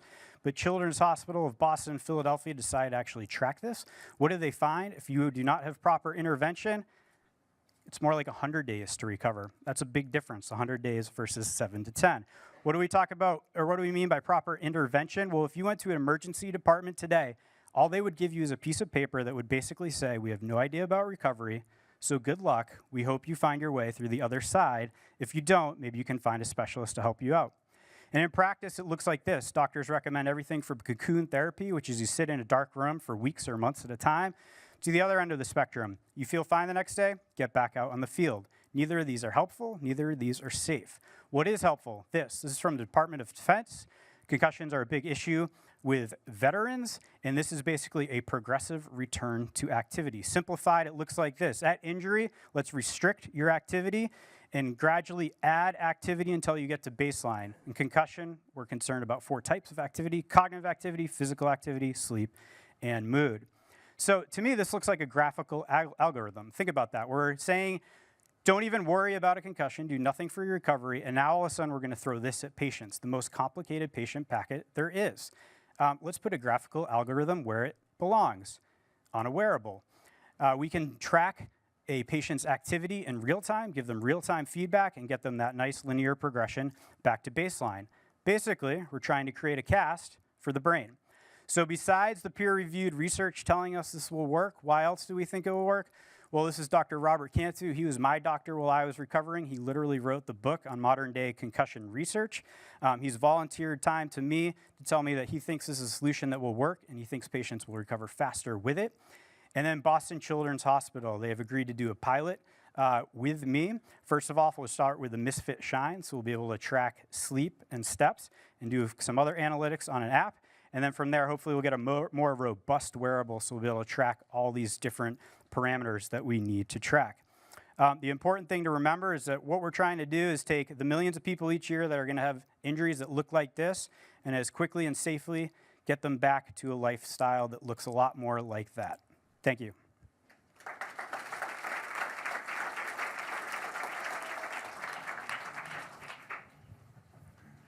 Great application here.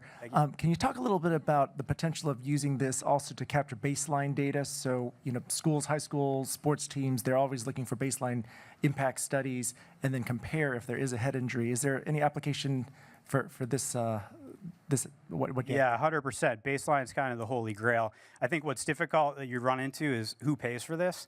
And so if we can prove that it helps with the recovery, it's a lot easier to get the provider or the payer to pay for it. The baseline's a little trickier because who pays for that up front? So ideally, maybe at the professional level where they have that kind of budget, we can start there. At the youth level, I think that's a hard ask. So I think we really have to start with what do they look like post-injury? How do we get them back to baseline? So what is the innovation? Is it the data and analytics and the algorithms that sort of mirrors that diagram you showed? And that Yeah, exactly. So it's taking that diagram that was very complex, and that's covering a lot of things. For instance, at stage 2 of recovery, you should be at 60% max heart rate for 30 minutes if you're, and see if you provoke symptoms or not. And if you do, you need to take a step back. What we want to do is just do the data around that. So we'll create the first feedback loop. So we'll actually get real data from people. Because right now, if you go in and your doctor tells you to go get your heart rate up for 30 minutes, no one has a heart rate monitor to do that. So we don't have to have any actual data to back that up. It's all done subjectively. So we'll create that data feedback loop that no one else has. And from that, we'll be able to iterate. So are you viewing this as a sort of consumer product or medical product or both? And are you planning or would you plan on FDA approval or submitting this to the FDA? Yeah, great question. 100% a medical product. I have no desire to sell this as a consumer product.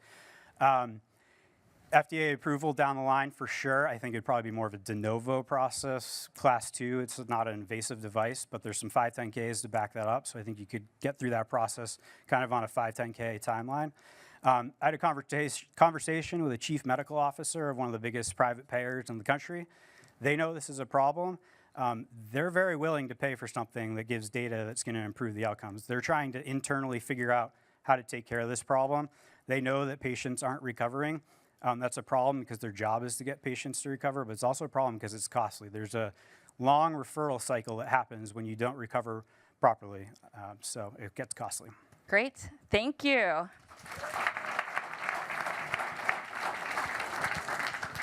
Thank you for everybody's fantastic attention, the 5 wonderful presenters. We now have a 15-minute break, so you can stand up. 8 o'clock. So we'll come back here at 8 o'clock, and we promise we'll try to get more chairs.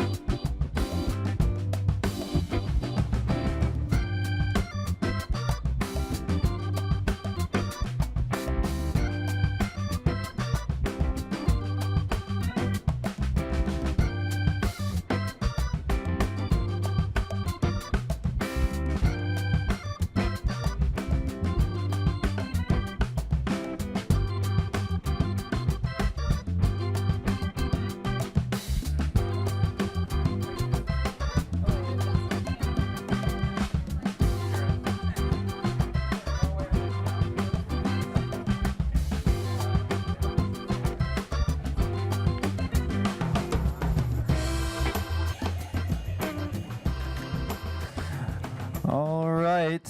Hopefully people can hear me out there and come back in. We are starting again. We want to make sure everyone gets home on time. We're actually pretty much right on the schedule. And we got to get our judges back. Where are our judges?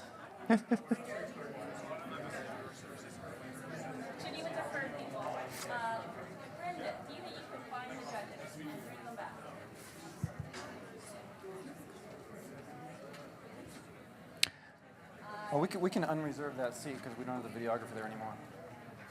The one behind the judge there? Yep.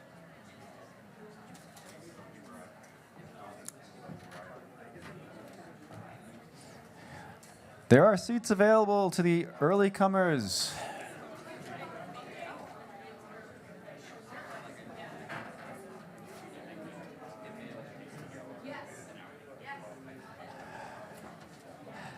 I'm doing this because we have no way of making any announcements out there in the room, so I'm hoping they'll hear the sound and it'll be compelling.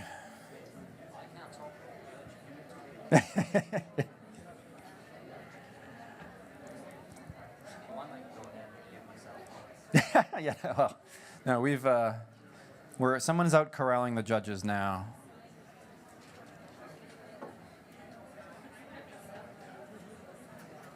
So how's the Google food? I haven't had a chance to taste any of it yet.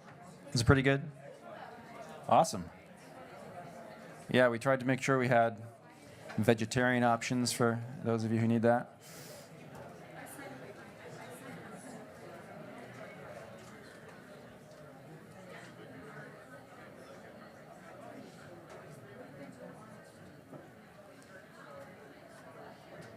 We don't have a karaoke machine, do we? No. Oh, good. I don't know why I didn't think that. He's going to go and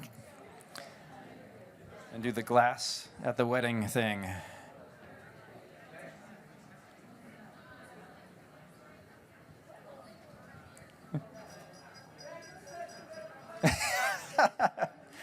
Okay, that's definitely a stronger signal than me standing up here talking to myself.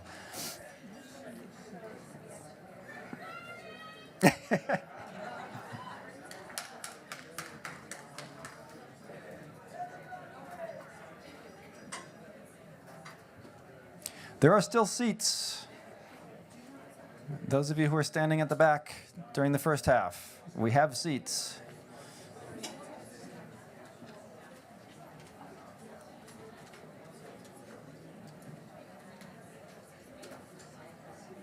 All right, that was effective.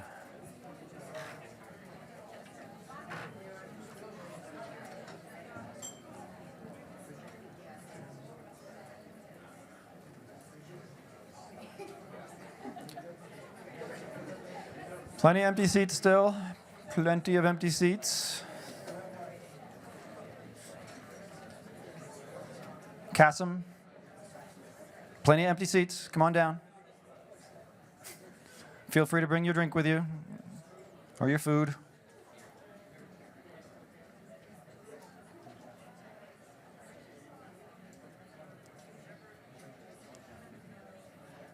All right, we almost have a full board of judges.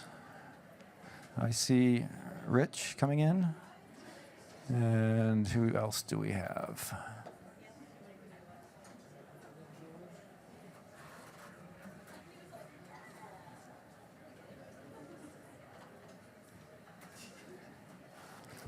Lots of seats over here along the wall. Still plenty of seats in that back corner. And there's a few I see, and even in the middle section. Don't be shy.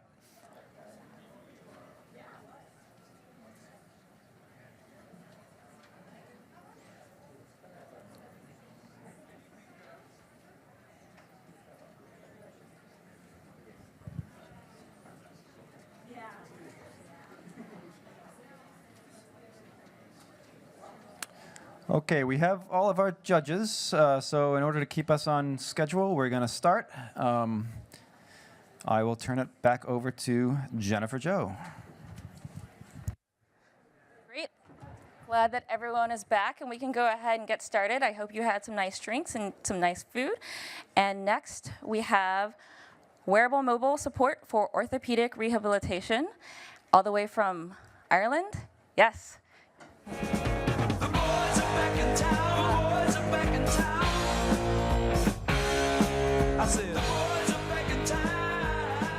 Good evening, and thanks, Philo, for the introduction. I've come here this evening. My name is Brian Caulfield. I'm a physical therapist working in University College Dublin. I've come here this evening to talk to you about 4GPT, which uses the mobile phone as both the wearable sensor and the computing hub in a solution for the challenges that face patients and clinicians involved in orthopedic rehabilitation. The typical model for orthopedic prehab and rehab and joint replacement incorporates a combination of inpatient care immediately after surgery, outpatient visits and home visits, and of course the patient-led effort that takes place in the home without clinician supervision. The average cost of a joint replacement in the USA is $30,000, and the rates of surgery are set to rise sharply in the coming years. In the next 15 years, they're set to rise by a factor of about five. So this there's an associated drive towards efficiency, and it's putting pressure on the model of care. Firstly, the length of stay in the hospital has been reduced. There's also pressure to limit the number of outpatient and home visits, all of which means that the patient-led effort is more important now than it ever was before. So we need to support the patient. But at the moment, we're not supporting the patient, and patients are typically reporting a lack of knowledge and confidence regarding the detail of what they're supposed to do at different points in rehabilitation. In particular, their self-reported exercise therapy adherence rates are alarmingly low as 30% in a lot of cases. So we're developing 4GPT to address this. Its core contribution is its capability to provide for remote exercise management and monitoring, but it also addresses patient education, progress monitoring, and communication. In terms of education, it looks at things like self-care, walking aids, transfers, recommendation for resumption of daily activity, using a combination of video and text resources. But as any physical therapist will tell you, the cornerstone of successful rehab is effective implementation of exercise therapy. And 4GPT allows the therapist to reach into the home and virtually manage implementation of exercise for the patient. It does this through an interactive exercise biofeedback interface. Interface that provides real-time feedback, uses gamification to make exercise interesting, and at the same time monitors compliance. It leverages a few key IP assets that we have that set it apart from other feedback systems. First is the use of the mobile phone as the sensing device, thus removing the need for expensive sensors to be purchased. The second, my monitors are gone, is a massive library of over 8,000 motion files that we've put together and used to develop machine learning-based classifiers that take sensor data from the phone during exercise performance, match it against expected clinical norms, and then provide the patient with the detailed and helpful feedback that they would get if a therapist was available in the room. And we implement it in two different modes. Sorry, I can't see the slides here. The first mode uses the mobile phone alone. The patient loads up their app with their prescription, arms it to go, puts the phone into a strap on their leg, and then the sensor sets to work. And the patient gets guided through their program using real-time audio feedback. Their performance is recorded so they can review summary graphs and reports afterwards. In the second mode, everything works as before, but in this mode, they'll also get some visual feedback via, because we're streaming to a second device, they get visual feedback via an avatar or a game type interface. We also have periodic tracking of progress and also communication between patient and clinician available on it. So this has the potential to empower the patient and lead to real impact in the clinical setting. It's very novel. There's no system that's out there that does what this does in terms of having everything in the patient's pocket, all in one place, and the requirement for no additional cost. So we want to do some pilots. We want to look at putting this in various different implementation modes into the clinical setting, looking at it in its different iterations with a phone alone or with another device. Compare it in pre-op and post-op deployments, both pre-op and post-op deployments, and look at specific evaluation criteria like patient satisfaction and quality of life, functional performance, utilization of services, and also looking at things like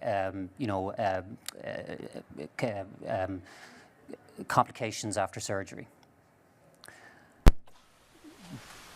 The good news is we're ready to do this. We've done some pilots already of prototype devices in the clinical setting, just looking at user feedback, etc., and acceptance. But we've also secured full commitment from the two largest providers of orthopedic surgery, joint replacement surgery in Ireland, in both the public and private setting, the Beacon Hospital and Kappa National Orthopaedic Hospital, to actually run pilots for us. And they've also committed to take this into their ongoing service if it is proved to be successful at pilot stage. So thank you very much. I'm sorry, the monitors weren't working here, and sometimes they were and sometimes they weren't, so it was a little bit kind of strange there. Thanks for that presentation. Sounds really exciting, and I like the notion of using existing mobile devices that patients have in their possession. Can you speak a little bit to the minimum requirements in terms of the mobile devices, the platforms that this works on, and the specifications? We've been using it on basically any smartphone. We've been using it in our prototypes on the cheapest SIM-free Android phones that we can get. Just 2 questions. So do you have IP around the analytics you're running on the accelerometers in the phone? No. The IP, we've one form of protectable IP in that we filed a patent application for the use of the phone itself and the sensor in the phone to provide detailed feedback on discrete body movement. But there's a lot of people obviously measuring activity with phones, but none of them are measuring discrete joint movement. So that's one piece of IP we have. We have, I suppose, a step ahead of the rest of the market in terms of the motion libraries that we've created, but the machine learning algorithms that we are using in themselves are not novel. Okay. But it would be very hard for somebody else to get in there and get ahead of us. And just the second question is, what you're listed as at the university? Is this a company or it's not a company. Yeah. If people are interested in it, we want it to become a company, but it's not a company today. Brian, just a quick question, Chris over here. So thanks for coming to Boston, making the trek over. So welcome. Delighted to. Thank you for doing that. My question is around your kind of patient journey, and are you trying to own that kind of overall rehabilitation experience? Yes. I can speak from a personal perspective as a person who's had multiple knee surgeries.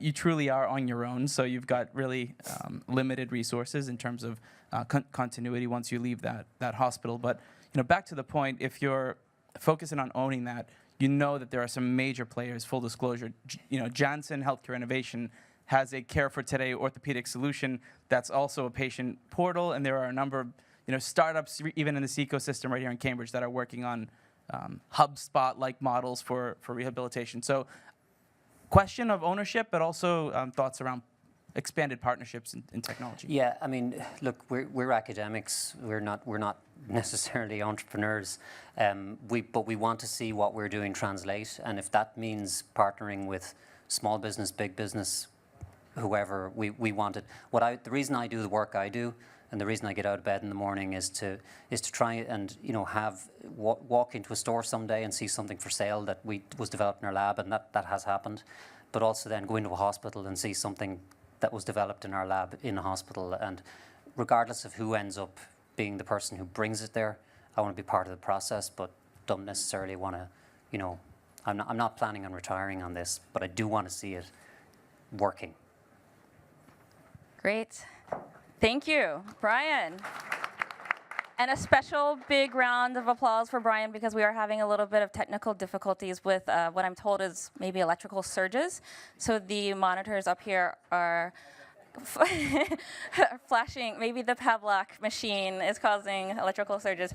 So our monitors are flashing, and Brian did an excellent job of pushing through. We are hoping that they are working now, but we do want to let you know that our presenters are working through that.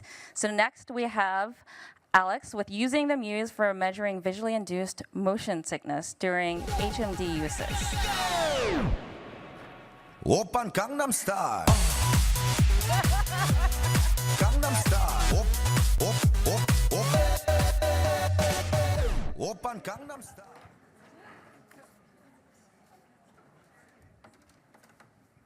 It's kind of funny that no one is using this Gangnam Style song as answer.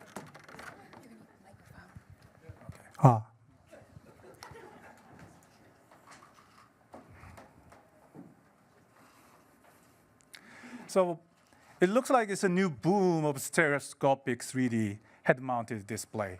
if you ever used this before, you may have noticed that if you use it for a long time, you will starting to feel strange. And you will feel disoriented, you will feel nausea, and you can throw up. But the serious part is this. These symptoms last even a couple of hours, even after the exposure. But the most important part, most serious part is, if you ever experience this, you will never want to use this device again. So last year, we published a paper about the motion sickness, especially for the 3D conditions. In our paper, we proposed likely causes of 3D motion sickness.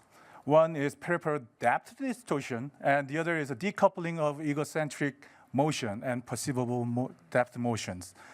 But this is a hypothesis we're proposing, so we need to test it. So we designed a study, actually 2 studies. One study is we are comparing the amount of motion sickness caused by 2 different types of projection configurations. One is a single screen split display, that is the usual stuff, people using it. The other is a dual screen angled display, which we believe that might reduce the motion sickness. And the other one is parallel. This one is comparing the motion sickness caused by 2 different rendering style. We compare the parallel and converged axis styles.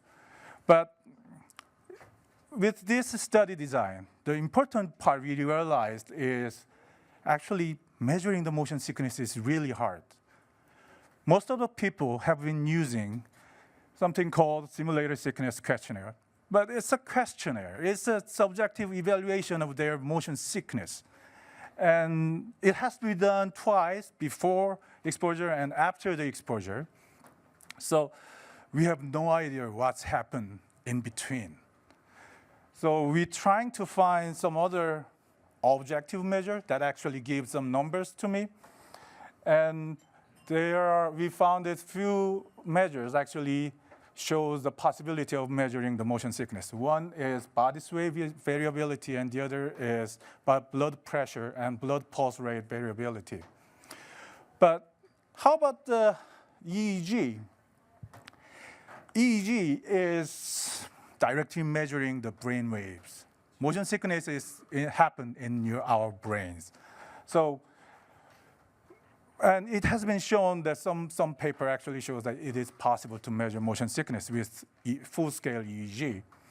But as you can see, it's really bulky. And it produces like hundreds of data in different channels.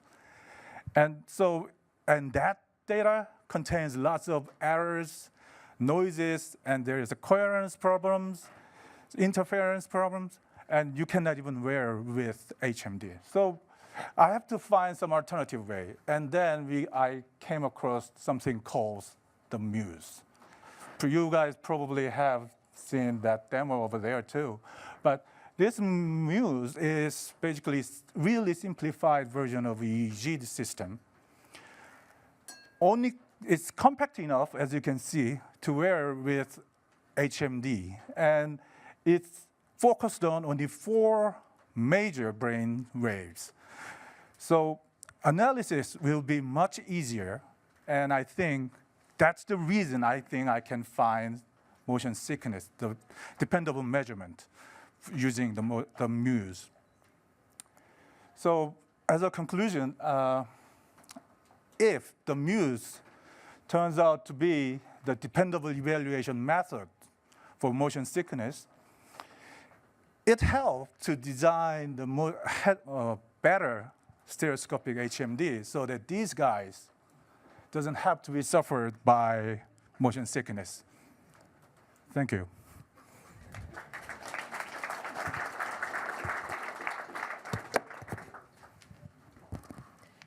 So thank you for your presentation. And I suffer from motion sickness, and I don't even have to use the ocular Rift or anything else. I just get it when I go out. I'm interested in how big you think the market is for using the Muse in this application, and back to the problem that I have, my mother has, and my daughter has. Is there maybe another market for people that just have motion sickness without ever using one of these 3D devices? I think I can think of two ways to utilizing the Muse, except what they are intended for.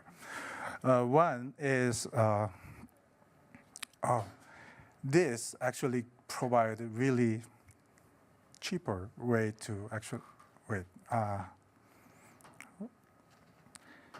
it provides a kind of cheaper way to measure the brain waves, and you can measure the motion sickness. So there's a lot of people who wants to measure. The motion sickness is the most important single factor in HMD industry right now.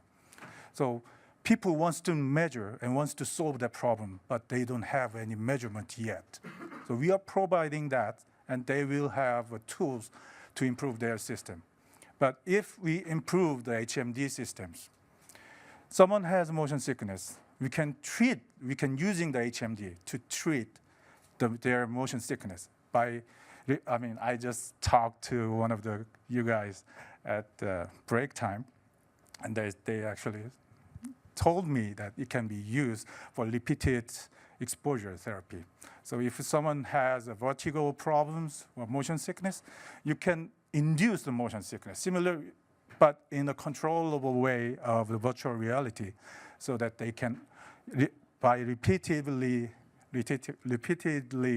exposing themselves to that strange condition of motion sickness, you can overcome. Your your brain will adjust that conditions. So I think that will help, I think.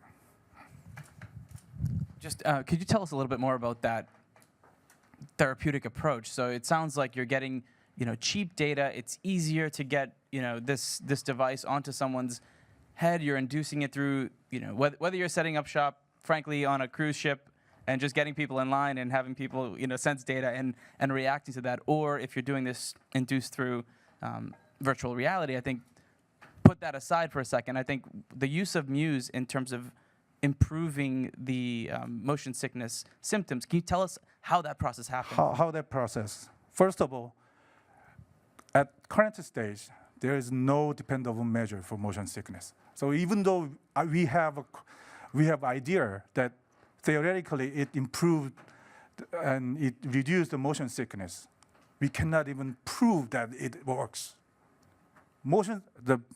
The Muse can give a solution for that.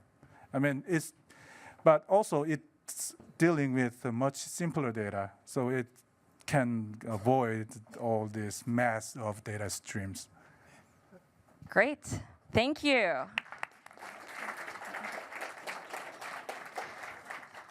Thank you, Alex. Next, we have patient monitoring and Ebola response, Proxome. Stopping us right now. I feel so close to you right now.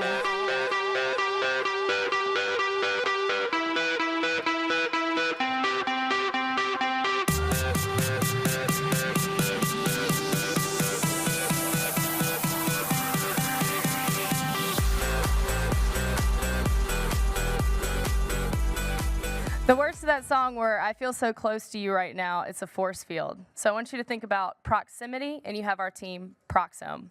Our team is made up of 3 global health students and 3 engineers. So we have a lot of experience in what we're talking about right now. Proxome is a pair of wearable devices that monitor temperature, heart rate, and proximity in infectious disease settings.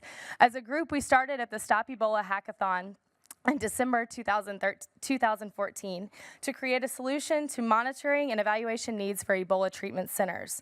Our goal is to expand our idea to areas where there are other infectious disease settings and there are other low resource areas. Proxome is made up of a beacon, which is on the patient,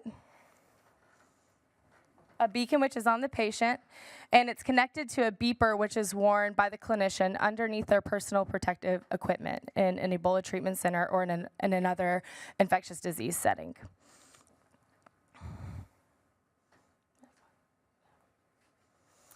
There are several different challenges in infectious disease settings. There's the appropriate infrastructure and human capital is not always available to tackle complex infectious disease outbreaks. Proxome is reusable and can be disinfected to prevent the transmission of disease, which is extremely important in low resource settings. The device is simple, transparent in operation, and customizable so that workflow, language, alarms, and privacy protections are accessible to anyone with minimal training.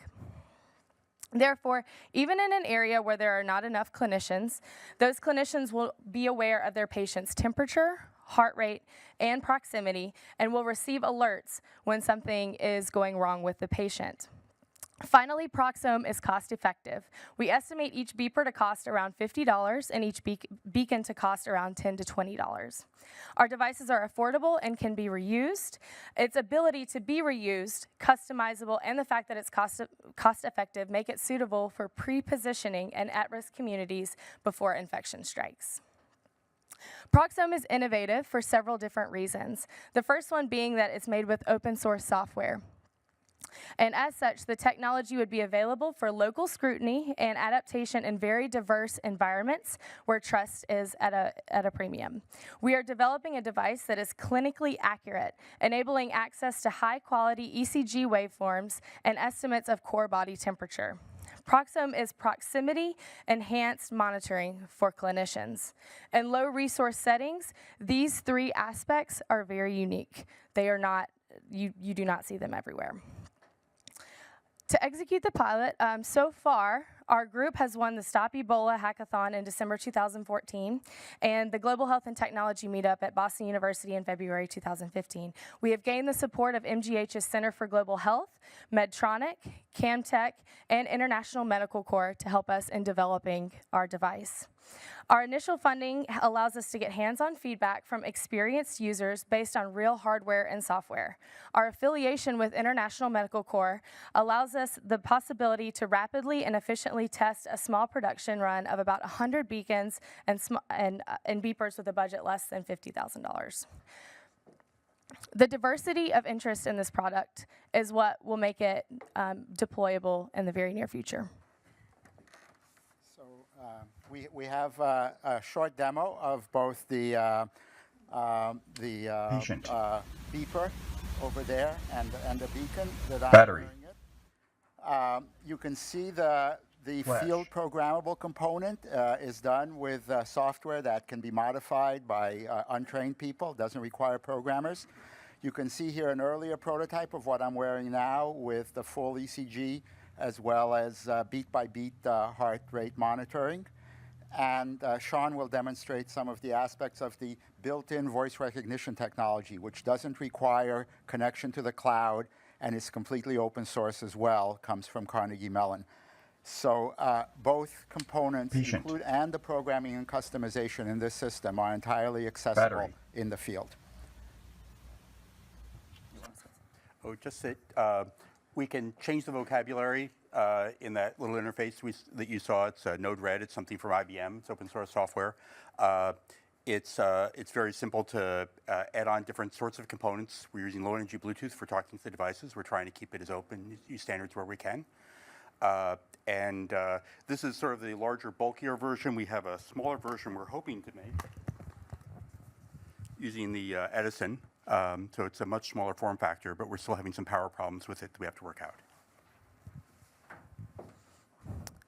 The photos on the screen demonstrate where we were at the initial hackathon, and the photos closer to the right are more where our development is today. Proxome's biggest impact will be in reducing the speed of response to infections throughout the world. The cost and reusability of our device is so low that it could be deployed to millions of people and tens of thousands of healthcare workers. Our open source software makes this device available and able to be customized.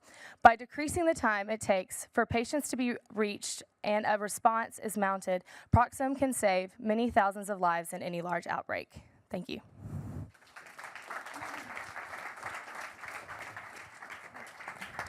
So love anything that sort of leverages and exploits remote monitoring to extend the reach of the physician or the caretaker.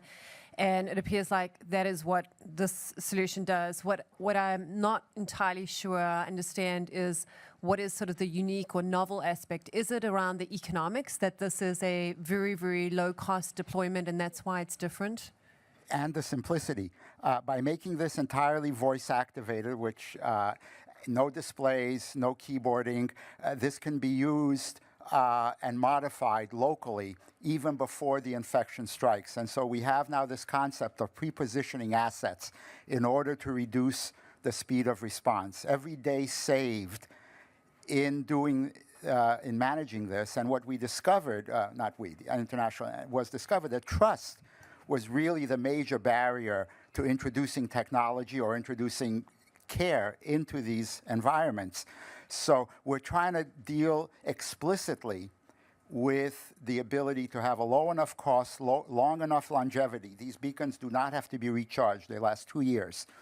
This is technology that already exists on the shelf for $10 to $20. But what we're innovating here is how it is being used as a way to control the infection spread rate, as well as to make it safer for people in the ETUs themselves. So is this a sort of low-cost wireless telemetry that would be used in healthcare facilities, or is it more to be used in the community to... It's both, because the proximity works to your advantage. In other words, telemetry itself does not care about distance. So it works if you have wiring in a hospital, in an ICU, if you know what's going to happen. But in these settings, whether it's a put-up hospital or a community that is seeing infection, or where you're just running a training exercise, you have to do the geofencing thing. It's like those pet fences that you would, before Bluetooth. You have to have like indoor GPS. Some people call this technology indoor GPS. And that proximity technology means that you can set this up without needing a wired ICU or infrastructure like cell phones or internet connections. But it's meant to be used on patients, not people who are walking around in the community to see when they get sick. Because the beacons are invisible. Yep. And they're paired, but you don't necessarily know who's wearing it and who's infected. There's a privacy component to this that, again, can be done within the community, because only the people with the beepers can know what the beacon is saying. So we have both halves. The caregivers know who the patient is and something about the alarms that they've set, whether they're proximity or heart rate or temperature alarms. But the other people in the community don't know who's who. They're not wearing something on their forehead. Thank you, Proxome.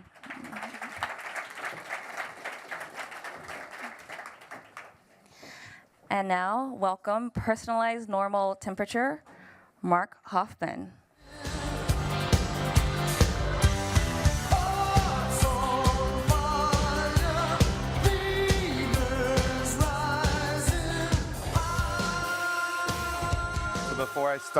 Before I start, I want to share some acknowledgments. Jim mentioned that we could do this.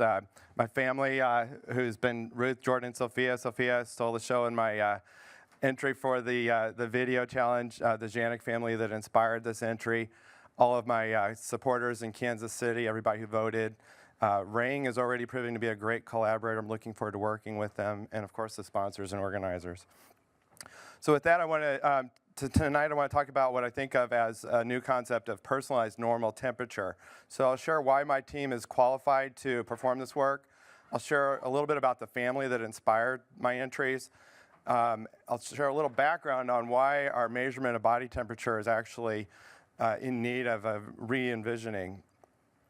So I bring 18 years of experience in both industry and academia, so I understand a public-private partnership from both sides of the equation. I'm eager to work with Ring. I have a great sense for what they need. I've served in executive leadership at a large electronic health records company. I'm an inventor on 16 issued patents, so I have a great sense for technology development and validation, and that's really how I see this project. So the inspiration for my proposal is a family, Ava, Lucy, Oscar, Janik. These three beautiful children are friends of ours. They all three suffer from complex symptoms that haven't been fully and appropriately diagnosed: pain, rash in response to high temperatures, and they have frequent temperature regulation problems where their average body temperature can either run low, 97, or high, 99, and that makes communication with their providers very difficult and challenging. Reflecting on their situation prompted me to really ponder what is normal and how did we get to our concept of a normal body temperature. One thing that I think distinguishes this is that every single encounter with the provider involves checking vital signs, and of those, body temperature is, of course, one of the most important. The process is a provider evaluates your temperature, they compare that to a population-based average, not your normal average, but a population-based average.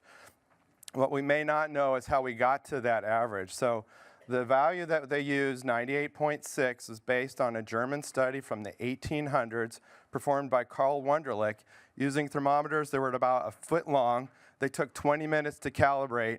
They've been proven to be inaccurate from going back to museums and recovering these devices. But that's still the value that we use. This study has not been validated on a large scale, and it's really grossly out of date. We know that there are other factors that influence temperature, gender, time of day, age. These are all factors that influence our temperature. So this is actually a much bigger issue than we see in these rare pediatric conditions. Temperature dysregulation is a known factor in many endocrine conditions. It's common with immune compromised, autoimmune conditions, traumatic brain injury, and a variety of other conditions. There's been a recommendation that was described not so long ago in the Harvard Health publications saying that they recommend that we should all have a baseline temperature that has times from multiple times per day, but this is not happening. One of the reasons why is technology. So it would be very tedious to do a study with frequent manual checks of the patient, tedious for both the patient and the researcher. The only other option is a wearable device, but that uses rectal wearable thermometers to generate a continuous stream of data. I really don't think there's a big market for that type of device. So I was really excited to learn about the Ring wearable thermometer. It's already FDA approved. It's an axillary patch. Some of the judges have concerns about battery life. This device has a proven battery life of up to 120 days. It generates data every 4 seconds. It feeds from the patch to either an iOS or an Android phone, so it is multi-platform supported. And then that data can be uploaded to a cloud-based analytics platform for clinicians to perform fever surveillance and then the research that I'm describing.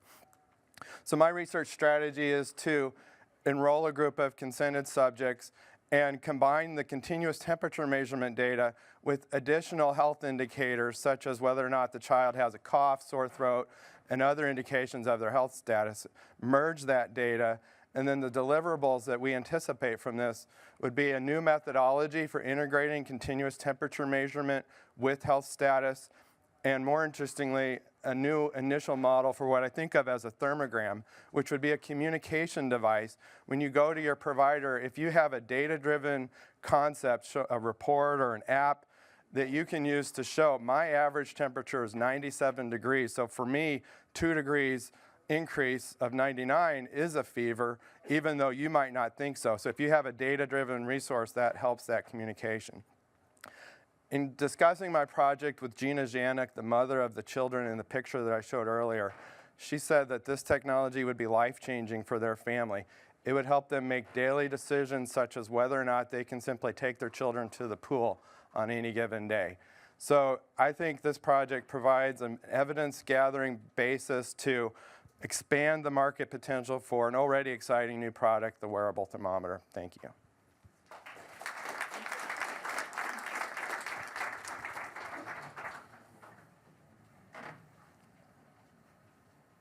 Happy to take questions.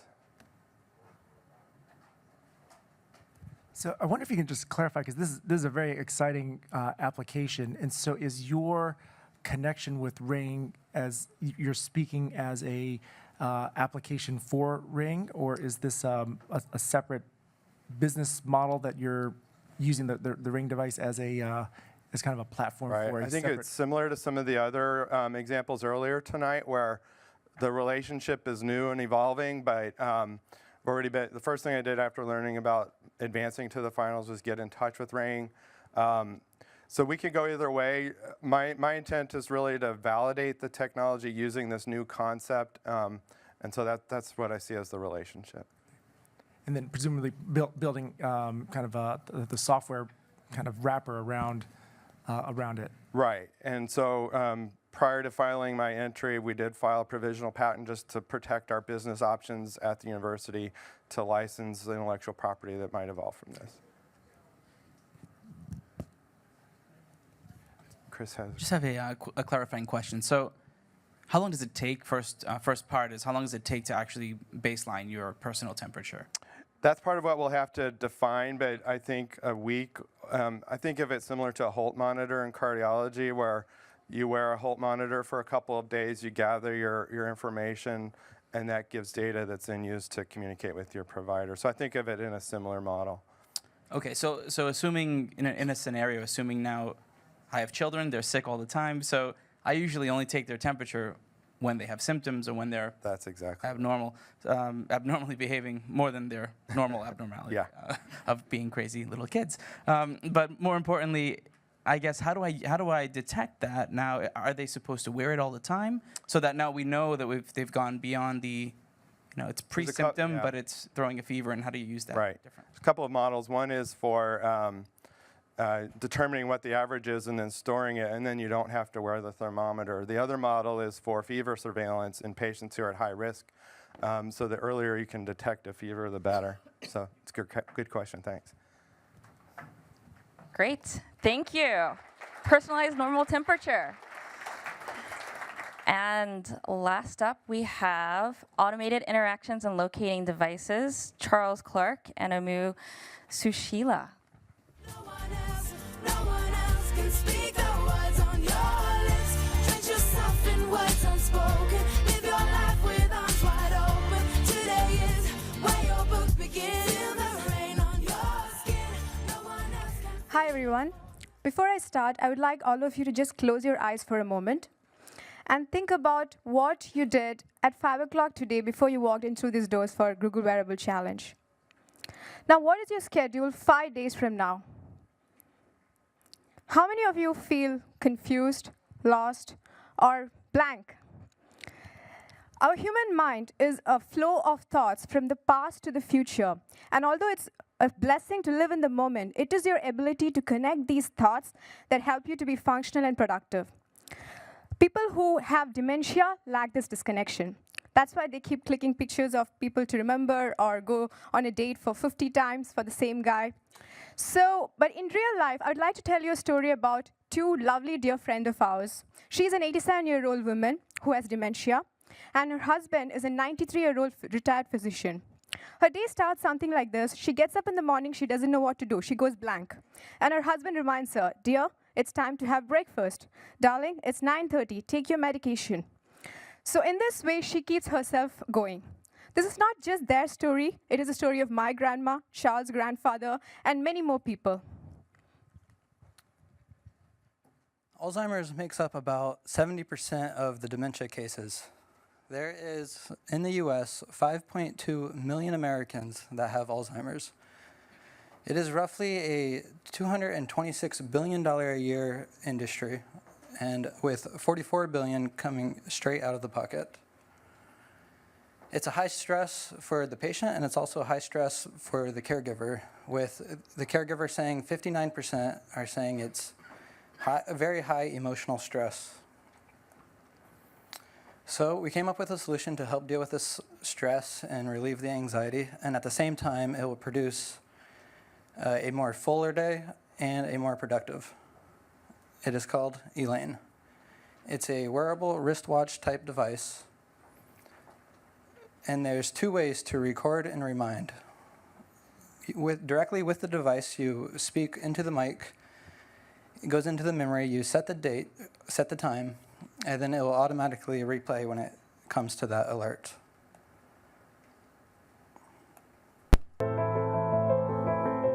Just to be reminded to push a button that's so easy and get the recording, it would be wonderful. Lydia, it's 6 o'clock. It's time for dinner. Come into the kitchen.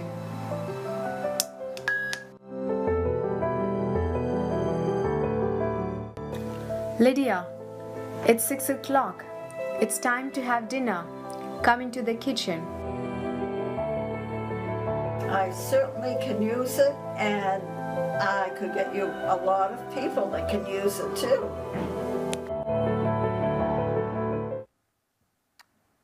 These people were not actors, and the results were exactly what we were hoping for. So the other way to record and remind is from a long distance, and that's using your PC. You go into the website, and you record your voice, and then you set the time, and you can send it to either one person or multiple people at the same time. You set it for the specific time and save it. And this could be used in executive meetings or emergency situations. So based upon the talk we got, we called it the talking watch, and we conducted a survey. 86% of the people who came across had somebody who knew a first-hand knowledge of dementia patients, and 99% of them said wearing a watch was way more easier. Now, 86% of them told that it'll improve the quality of life, and when they asked if they would use it for their purposes, they said yes, they could use. 60% of them said they could use it for a second voice. So we hope Elaine brings less stress and more productivity in people's life and bring happiness to people and your loved ones, because happiness is not the absence of problem, it is your ability to deal with it. Thank you.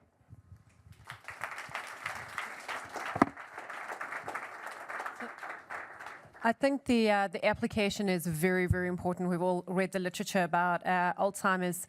What I'm curious about is, why did you decide to develop the entire hardware device as opposed to an application that could be used with sort of Samsung SimBand or sort of an Apple iWatch app?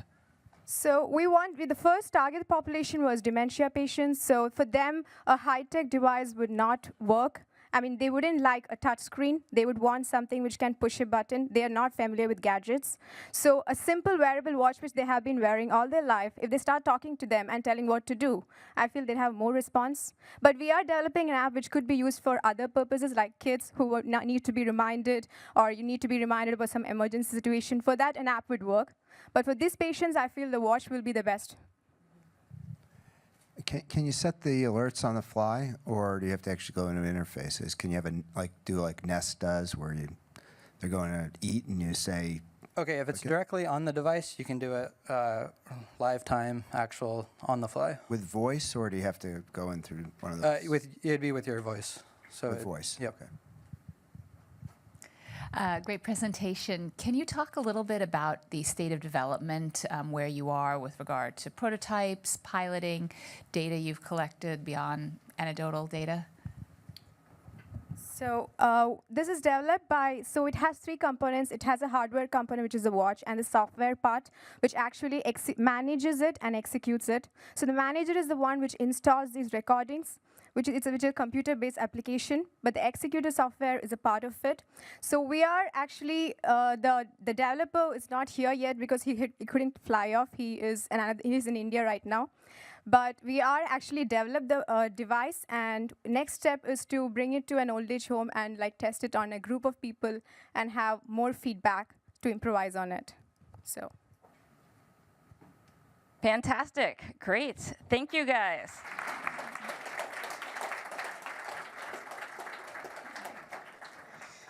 So those are all the presentations. Wonderful. The judges now are going to exit to the deliberation room. Jim Ryan is going to escort the judges to the deliberation room. And we're going to have 4 wonderful panelists come up here, and our managing editor, Jenny Whalen.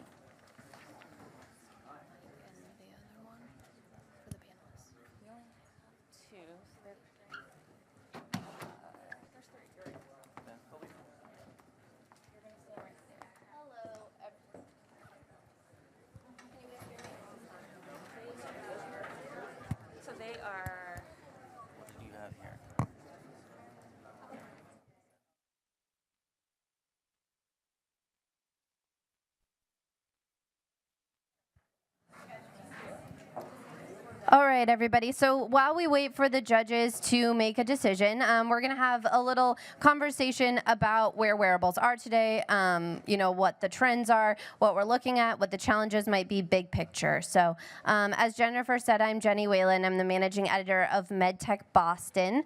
If you have not heard of MedTech Boston, I'd love for you to check it out. It's a healthcare innovation website, medtechboston.medstro.com, so connected to MedStro.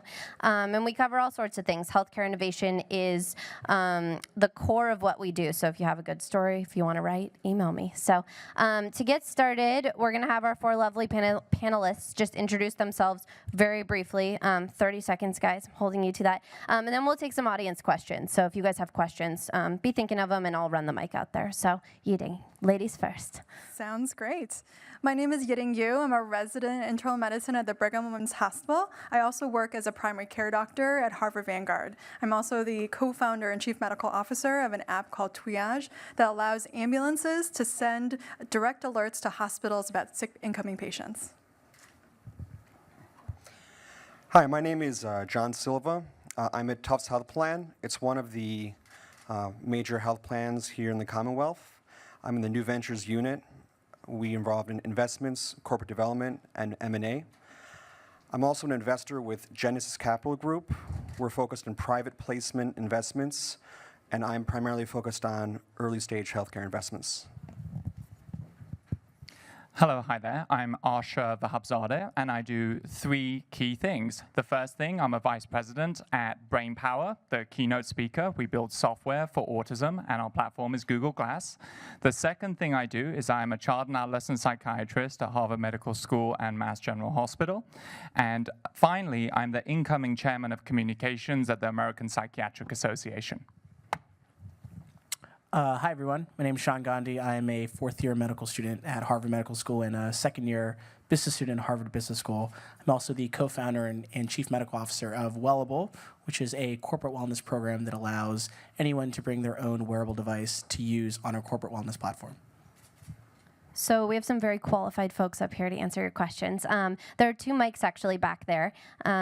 Looks like just one right there. So if you have questions, please feel free to hop up, wake up, and go to that mic and ask. I'm going to start it off. I would like for each of you to give us your sense of where we are at with wearables right now.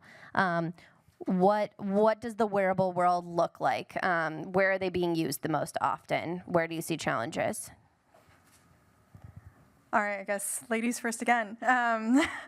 It's a tough question to gauge the entire market. I would say that for me, thinking about patients in my clinic, where I see wearables most used are still in the consumer market. We're talking about Fitbit, and really it's mimics and its cousins. We're seeing more in Google Glass. We're seeing much more in terms of wearables that have a specific, much more niche product. In terms of the penetration into actual healthcare space, I think it's still very young. And I think many of the real potential can be in harnessing more popular devices for clinician use, like using that data and driving both patient and provider decisions. So I'd like to bring up I'll call them the unwearables. So companies like Early Sense that are using sensors, not physically touching the patient, but very physically close to the patient. This can avoid the challenges of getting the patient or whomever you want to use technology to physically touch it. But if you have many such products in the home or in your work, but are not physically touching the patient, but very close by, this can really speed up the adoption. So where are we with wearables? Well, all of us actually have a smartphone, right? We all have a phone in our pockets. Is that a wearable? Because that's a pretty powerful computer. I like looking at data. And I think one of the things that we know is just under a quarter of the US adult population has purchased a wearable device. And in mid-2012 or so, about a quarter of the population had some kind of tablet. So what we know is over the next 2 years for tablets, we saw a doubling in that amount. Up to 40% of people had that. So if we project out in the wearable space, we may notice the number of people that have a wearable over the next couple of years may in fact double. So I think we're really at the cusp of innovation when it comes to wearables. If you think about the history of technology, the personal computer was actually invented first before we actually identified all these different killer apps that we could use for it. You see it time and time again with cell phones, with any type of device, that the device ends up being invented first, and then we come up with a lot of really innovative ways in which we can use it. So I think we're really at that point in wearables now. Now that we have a lot more devices that are out there in the market, now we can really start thinking about how we can use these. And I think tonight we've seen all the different innovative ways that people can actually use these devices to do some really cool things. Okay, so let's take some audience questions. Does anybody have any burning questions? I have some more of my own, but I'm sure you guys have some thoughts or questions about what's going on here. Yeah, there's one. You can grab that mic. Sorry to make you walk. So a lot of the wearables I've seen kind of address the worried well, people who are already healthy would say fitness trackers. How do you see wearables reaching the people that need them the most? So I can take that. So I'm a big believer in wearables integrating very seamlessly into someone's life, into someone's kind of life flow or workflow, so to speak. And I think right now what we have with a lot of wearables is that you have to remember to put it on, or you have to remember to turn it on, or remember to press a button. And I think for a lot of people who are, as you say, the worried well, they remember to do that. I think for a large number of us, I think myself included, I have a couple devices just sitting in a drawer right now because I just forget to put them on.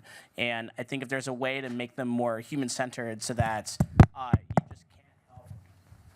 you just can't help but remember to put them on, or if they're just integrated into your normal life, it's hard not to use it, and as a result, it can actually collect some really useful data and can actually make a difference in your life. So it's all about making it more human-centered and integrating it more into our life. I think the first part of your question actually raised something that's really important that I'd like to just make a point about it, is that a lot of the people who are purchasing wearables that have got these products tend to be early adopters of technology.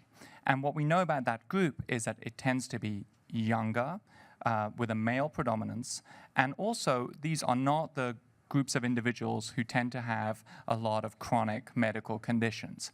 So really, it's a very different demographic to the demographic that a lot of hospital systems want to target. So I think I just want to I'm not sure if everybody kind of was fully aware of that, but it's a very different demographic and really speaks to the need to produce technologies to help individuals with chronic disease.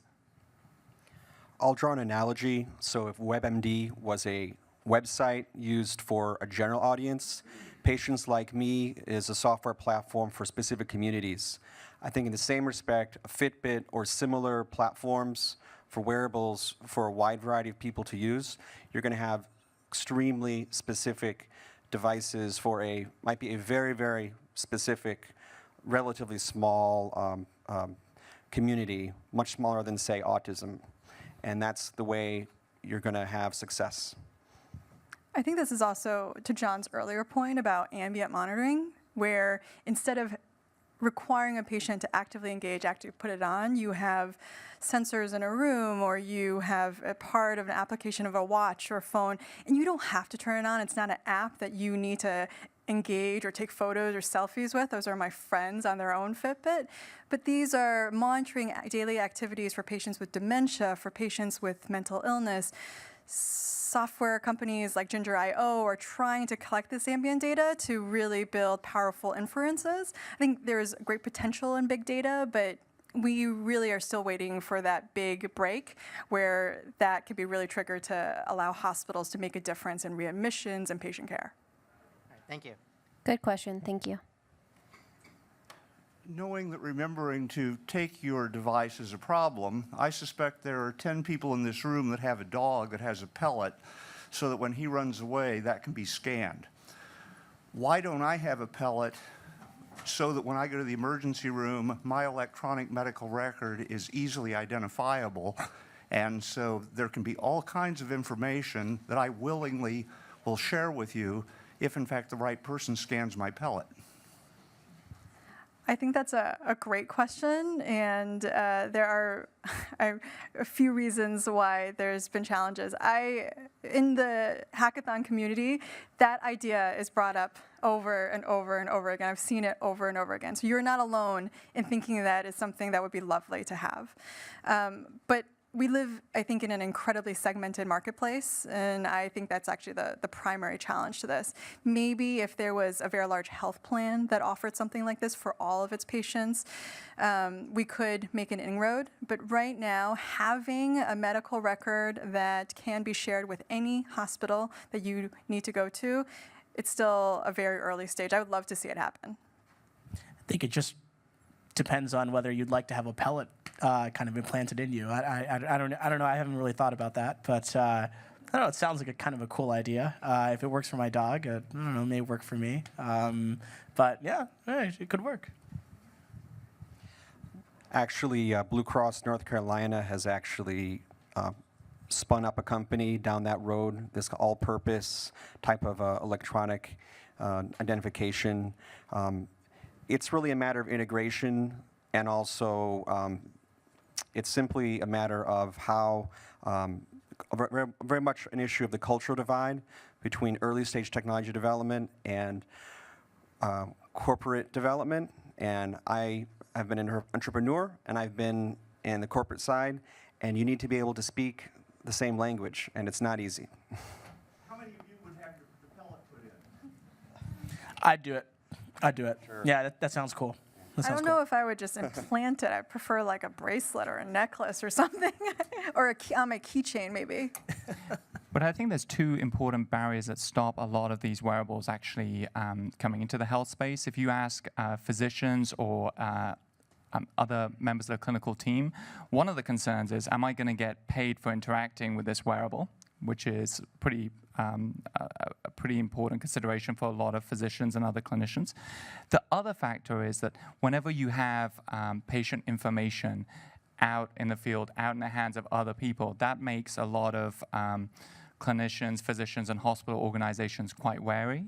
So those are two kind of key things that are barriers into going forward in the wearable space. Yeah, go ahead. Next one. And actually, I think that's a perfect segue to this question. So we've had a divide in the industry for a long time, and we've seen it tonight in the demos and in these questions as well, between kind of healthcare-centric devices, things that hospital systems and payers have put forward, and then consumer devices as well. So how would you recommend that we bridge that gap moving forward? Should we be moving the healthcare systems over into the consumer device space, or trying to get more advanced devices in the hands of consumers?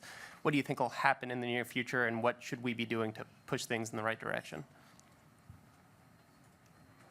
I'll address that from the perspective of systems. Providers and payers have so much clout regarding the influence as to what will be used in the hospital, what's going to be paid for, that I think in an ideal world, it would be a meeting of minds between early stage entrepreneurs and corporate leaders, but you really need to get buy-in, and there are some health plans and some hospital systems that are very, very forward-thinking, and some that have the budgets to really put forth into innovation, and it's not easy. And so the answer has to be corporate leadership, institutional leadership that can find the budget, but also the willpower to work as closely as possible with new innovative startups. I think it just depends on what the consumer interface really is. So like, take into account, for example, my work with Wellable. I mean, we don't work necessarily with payers. We work with employers that want to enact corporate wellness programs. And what we found is oftentimes consumers have their own preferences about the particular device they use or particular app they use. Like I use Runkeeper. A lot of my friends use Endomondo. A lot of my other friends use Jawbone. And these are all just very specific choices. And I think when you have a consumer marketplace, there is going to be a diversity of choice when it comes to the particular interface that people want to use. And so at least what we do is we try to bridge the back-end gap so that any enterprise customer can use any one of these devices to push their own information or to extract information.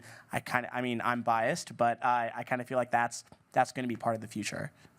Consumer devices that get adapted by enterprise customers. Hi. Thanks for a really great discussion. I have a question. I'm very interested in promoting health in low resource settings, whether that's in the US or overseas.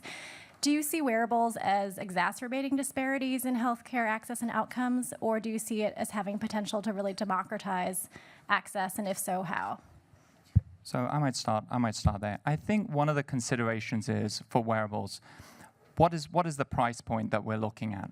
So in our work at BrainPower, we want to make sure that we have our software on Google Glass accessible to as many people as many children with autism as possible. But that really comes down to a price point issue. The ability to expand wearable technology in the developing world is pretty dependent on the price point, but also if you look at the developing world, there's not a lot of medical practitioners, medical systems may be underdeveloped, and technology allows us to exponentially scale our ability to deliver wellness, healthcare, educational tools. So it really comes down to what's the price point, what's the sustainability, how are we going to support those wearable devices in the field. So I think it has immense potential, but we have to make sure it comes at a right price point for those communities in order to be utilized. I also think that there's a great potential for communities that are traditionally underserved to improve access. So my patients who are working 3 jobs, who have to support their uncle, 5 people living in their own households, they have a really tough time getting into my clinic to see me. So a wearable that allows me to communicate with them more easily, to have their data, a wearable that allows me to check on their blood pressure so they don't have to come in, or even for a nurse visit is very difficult during normal working hours.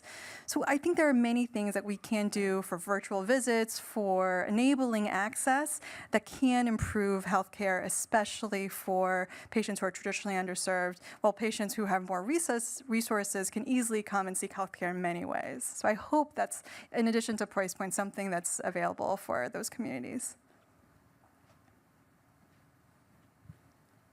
Hi, I'm Jeannie Marcus, and I'm a pediatrician in the western suburbs here. And I had a thought about the wearable that takes a temperature. Young kids get something called febrile seizures, and the seizures actually happen at the time that the temperature rises. If you take the kid's temperature and it's already 105, then the risk of a seizure at that moment is very, very low. But if they go from normal to 105 pretty rapidly, that's what tends to trigger it. If the family has experienced one febrile seizure, they are freaked out and they want to prevent a second one. So you put one of these little, tags on their kids, and trust me, they will put it on every single day until the kids get to be 2 or 3, when they kind of outgrow the risk of febrile seizures. And so as soon as I saw that, I said, oh, that's the one way, that's a complete useful way of using that particular thing. I think that in this room, you're talking to the converted, and you need to get it out of this room to the place where people will adopt it. I sit on a committee at the American Academy of Pediatrics that is looking at new technology, and we ran a workshop at the annual meeting last year on, new devices to use in the office. It was absolutely overwhelmed. And so this year, the Academy people came back and they said, will you give it twice? And of course, everybody who was involved in it said yes, yes, yes, because there were so many people there that they couldn't get their hands on the device to look at it to see how it works, because there were just too many who showed up the first time. So I think there's a lot of interest in this kind of thing, and but you need to take it on the road. Yeah, to flip that into a question for you guys, actually, I'd love to know from each of you, with the patients that you're working with, what is the sticking point for this sort of thing? You know what she said, absolutely, my patients' parents would use this. For the patients you work with, or, you know, John, for the consumers that you're working with, what's the sticking point here? How do you sell it? How do you make them turn it on every day? I think it's just got to be easy. It has to be, you know, maybe this is the room of the converted. You guys are all the early adopters, but there's nobody out there who says wearables is awful, or this is not cool. Everybody thinks it's cool. It's just not super accessible. It's just not easy. It's just not right there, right? Apple wasn't the first company who made a touchscreen mobile phones. Microsoft did it. There was like iPods even before. Then there was like the Zune. It was just an awful user interface. It wasn't a great product. But we need to continue innovating until it just becomes delightful and easy and something that you will pick up second nature. And that's hard. That's what great designers and great minds come together to do. But I think until we find that sweet spot, it'll just be very difficult to get it to stick. One technology application we're looking at is something so simple and so inexpensive that you can find out if your elderly family member got out of bed this morning, or similar very, very simple, inexpensive functionality. This is absolutely on the minds of a lot of technologists, but how to really get it to be a viable business model is incredibly challenging. So I think that we've had, at BrainPower, we've had many successes, as you can see by the video. I think that meeting expectations, quite huge expectations of people, is a challenge throughout the wearables market. We have gone from passive healthcare receivers to active, engaged consumers of healthcare who are generating data and who will shape the healthcare services of the future.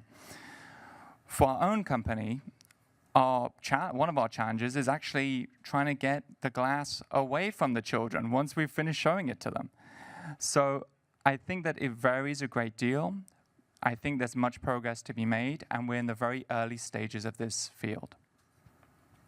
So maybe I have maybe it's a little bit easier for, at least for Wellable, or for what we do, because we work with corporate wellness programs. So as part of that, the consumer actually gets an incentive to actually participate in these programs. So there actually is a particular reward that someone gets for turning on their wearable.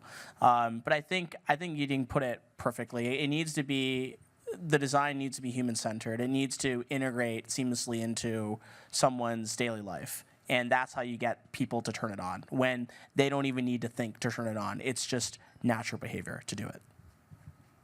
Go ahead. Thanks. So my question, I guess, is behind the data behind wearables. So a lot on the clinical end of medicine, we focus a lot on evidence-based medicine and kind of the things we prescribe to our patients. We try to kind of derive them from like strong studies that have been done, and kind of wearables acknowledging that sort of in its early stages. How do I, the data's just not there to support the same thing. How do I, when I'm sitting there in my primary care clinic and my patient asks me, should I get a Fitbit? How am I supposed to answer that? Should I say, yeah, that sounds pretty good, knowing that in the back of my head there's not the data there, and how have you guys kind of managed that struggle there? I guess I'll tackle this one as a fellow primary care doctor, that I treat these wearables kind of like vitamins. There's some data to support some use for vitamins that have great benefits, but vast majority is like a wash. They don't hurt, and maybe they help, but they don't hurt. And I don't think it generally hurts people. So I generally say, if you're interested and you have you're interested in exploring it, I don't think it could hurt. I've not seen in wearable cause somebody who already has anxiety to have even more anxiety. I think if they're worried well, they will continue to do many things to focus on their health. So that's not really the challenge. I would certainly encourage people to use it in my clinic. So we're going to tackle that issue head on, and we're going to have a clinical trial at Massachusetts General Hospital to address how effectively and how tolerable Autism software for Google Glass is in helping children. But as a researcher, as a clinician, I appreciate that difficult spot with a lot of the different technologies that are evolving rapidly.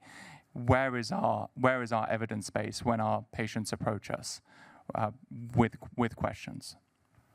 Okay, so we're going to take one last question, and then our judges are back. So, last one. Hi, so sort of focusing on the medical field, there are a lot of cool ideas out there for example, medical monitoring or some sort of cloud-based data storage or cloud-based analytics. But in comparison to, for example, the consumer field, there are more hurdles to jump through. For example, HIPAA compliance, or if you're making some sort of medical device like FDA regulations, FDA approval. And so with a lot of startups out there that are trying to disrupt this field, I was wondering your perspective on how do we sort of balance this fast, I don't know, hacker-based innovation with getting through these regulatory hoops? That's a great question. So it's a constant battle, and as I said before, speaking the language, the corporate leadership that manages 10,000 people in one business unit has to be able to communicate effectively with a startup with 3 people in Kendall Square. It's extremely challenging.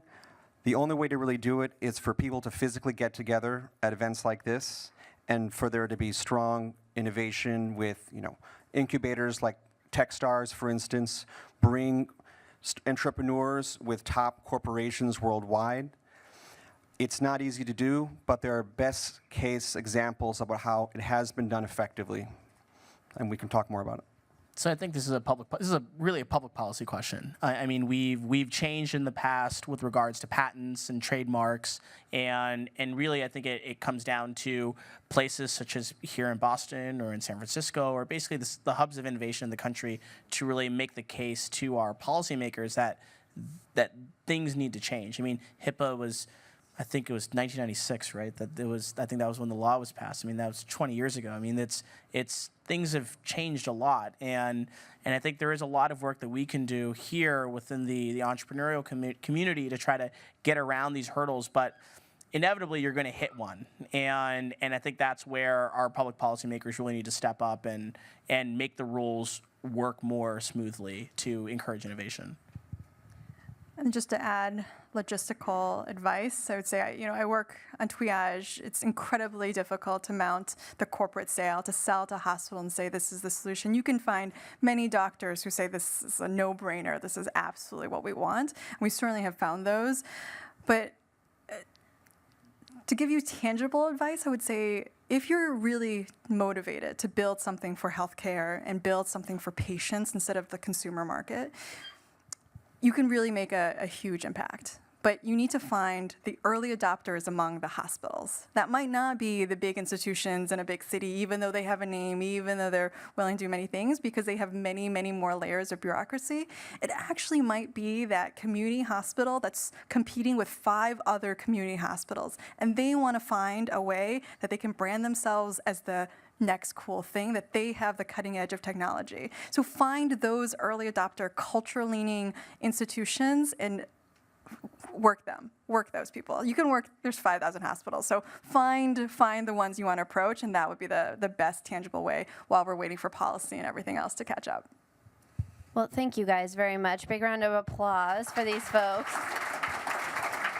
And as a quick shout out, a couple of these folks are MedTech Boston 40 Under 40 list of healthcare innovators, which if you haven't seen it is a great list of movers and shakers in this area. And we're going to be having an event next month to honor them and to network and to continue this sort of conversation. So keep your eyes peeled for that. And without further ado, we will pass it along to Jim. So we will all leave the stage.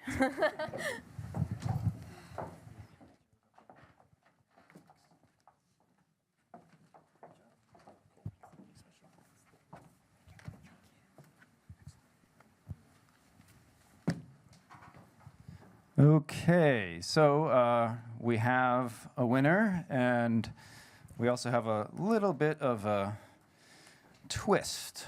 So, as many of you may have been following through one of the emails I sent last week, we have the Crowd Favorite Award, in which we asked our finalists who are here tonight to record just 60-second little fun videos, and then we put them up on the competition site, and we had a week of voting for that. And it's just one of the ways that you can see this is the human side of all the people who presented to you today.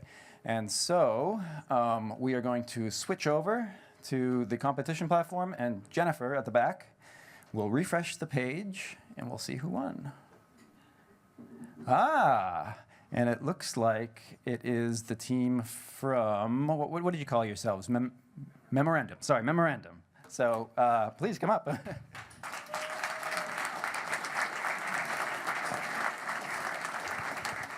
Great, congratulations. Thank you. Congratulations. Thank you. Congratulations. And if you want to watch their video, it's on Medstro. Well, thank you very much. Congratulations. I'm sorry, we don't have anything tangible to give you, but you will.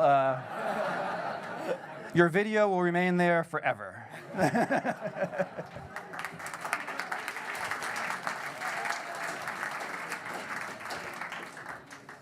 Okay. Let me see.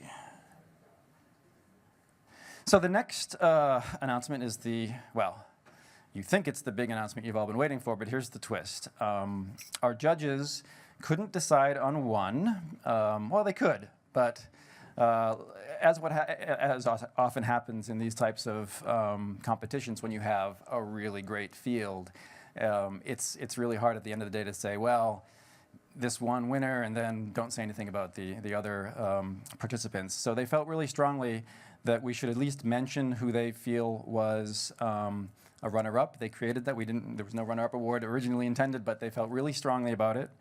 And it's not an envelope, it's a folded piece of paper. We didn't have any envelopes. Let's see. Yes. So the runner-up, the rationale behind this was they felt it was a practical problem. It's a problem that affects a lot of people. It causes a lot of pain and suffering and a lot of cost to the medical system. And the science behind the idea seemed really sound. And that runner-up winner is the concussion recovery tracking idea. So where's our winner? Come on up. We'll give you a handshake. Congratulations. Yeah, and thank you for entering the contest. And again,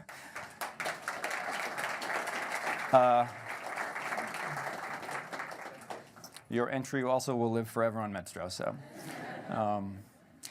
the winning prize actually comes with a prize, which is all of you here tonight who purchased tickets. All of the proceeds basically were combined into a big pot for the winner, kind of like a door prize.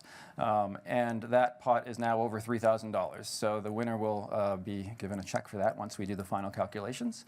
And to announce the winner, we have Natalie Schneider from Anthem. Thank you. So first off, I have to comment that it's been a long while since I've been in a room with this amount of intellectual firepower, and everyone did a really outstanding job. And it was really tough, sort of stack ranking the opportunities. But ultimately, we were given the charge to identify someone that came up with a novel innovation, which means is the space already congested with solutions that are quite similar. That they could execute a pilot, which also means that you have to have a real definition for what success looks like and be able to measure that. And lastly, that it has high impact, which could either mean that it impacts a large population or impacts a smaller population, but makes a really big difference. And ultimately, Brian Caulfield really brought his game today, and great accent as well.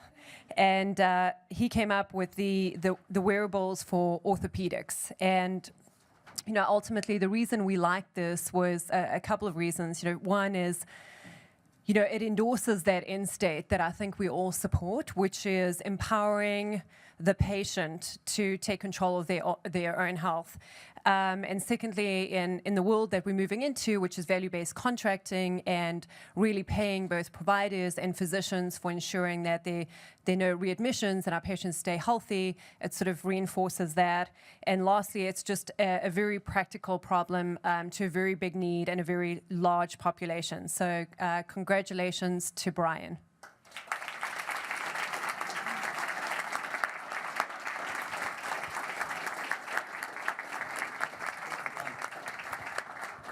Well, thank you. I'm very surprised, I have to say. Thank you very much. And the reason I came here was to get good feedback. I didn't actually think I'd be going back with a winner's prize. So I think that's the best feedback that I could have got, which is the most positive form of feedback. So thank you. Congratulations.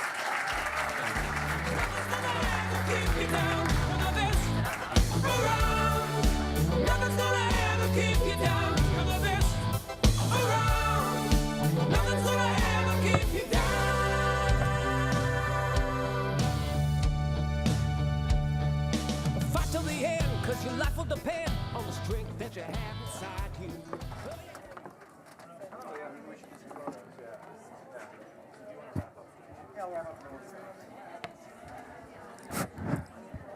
Great. Okay, so thanks everyone for coming. That's the end of the program tonight, and we plan to do this next year as well, so get your tickets early.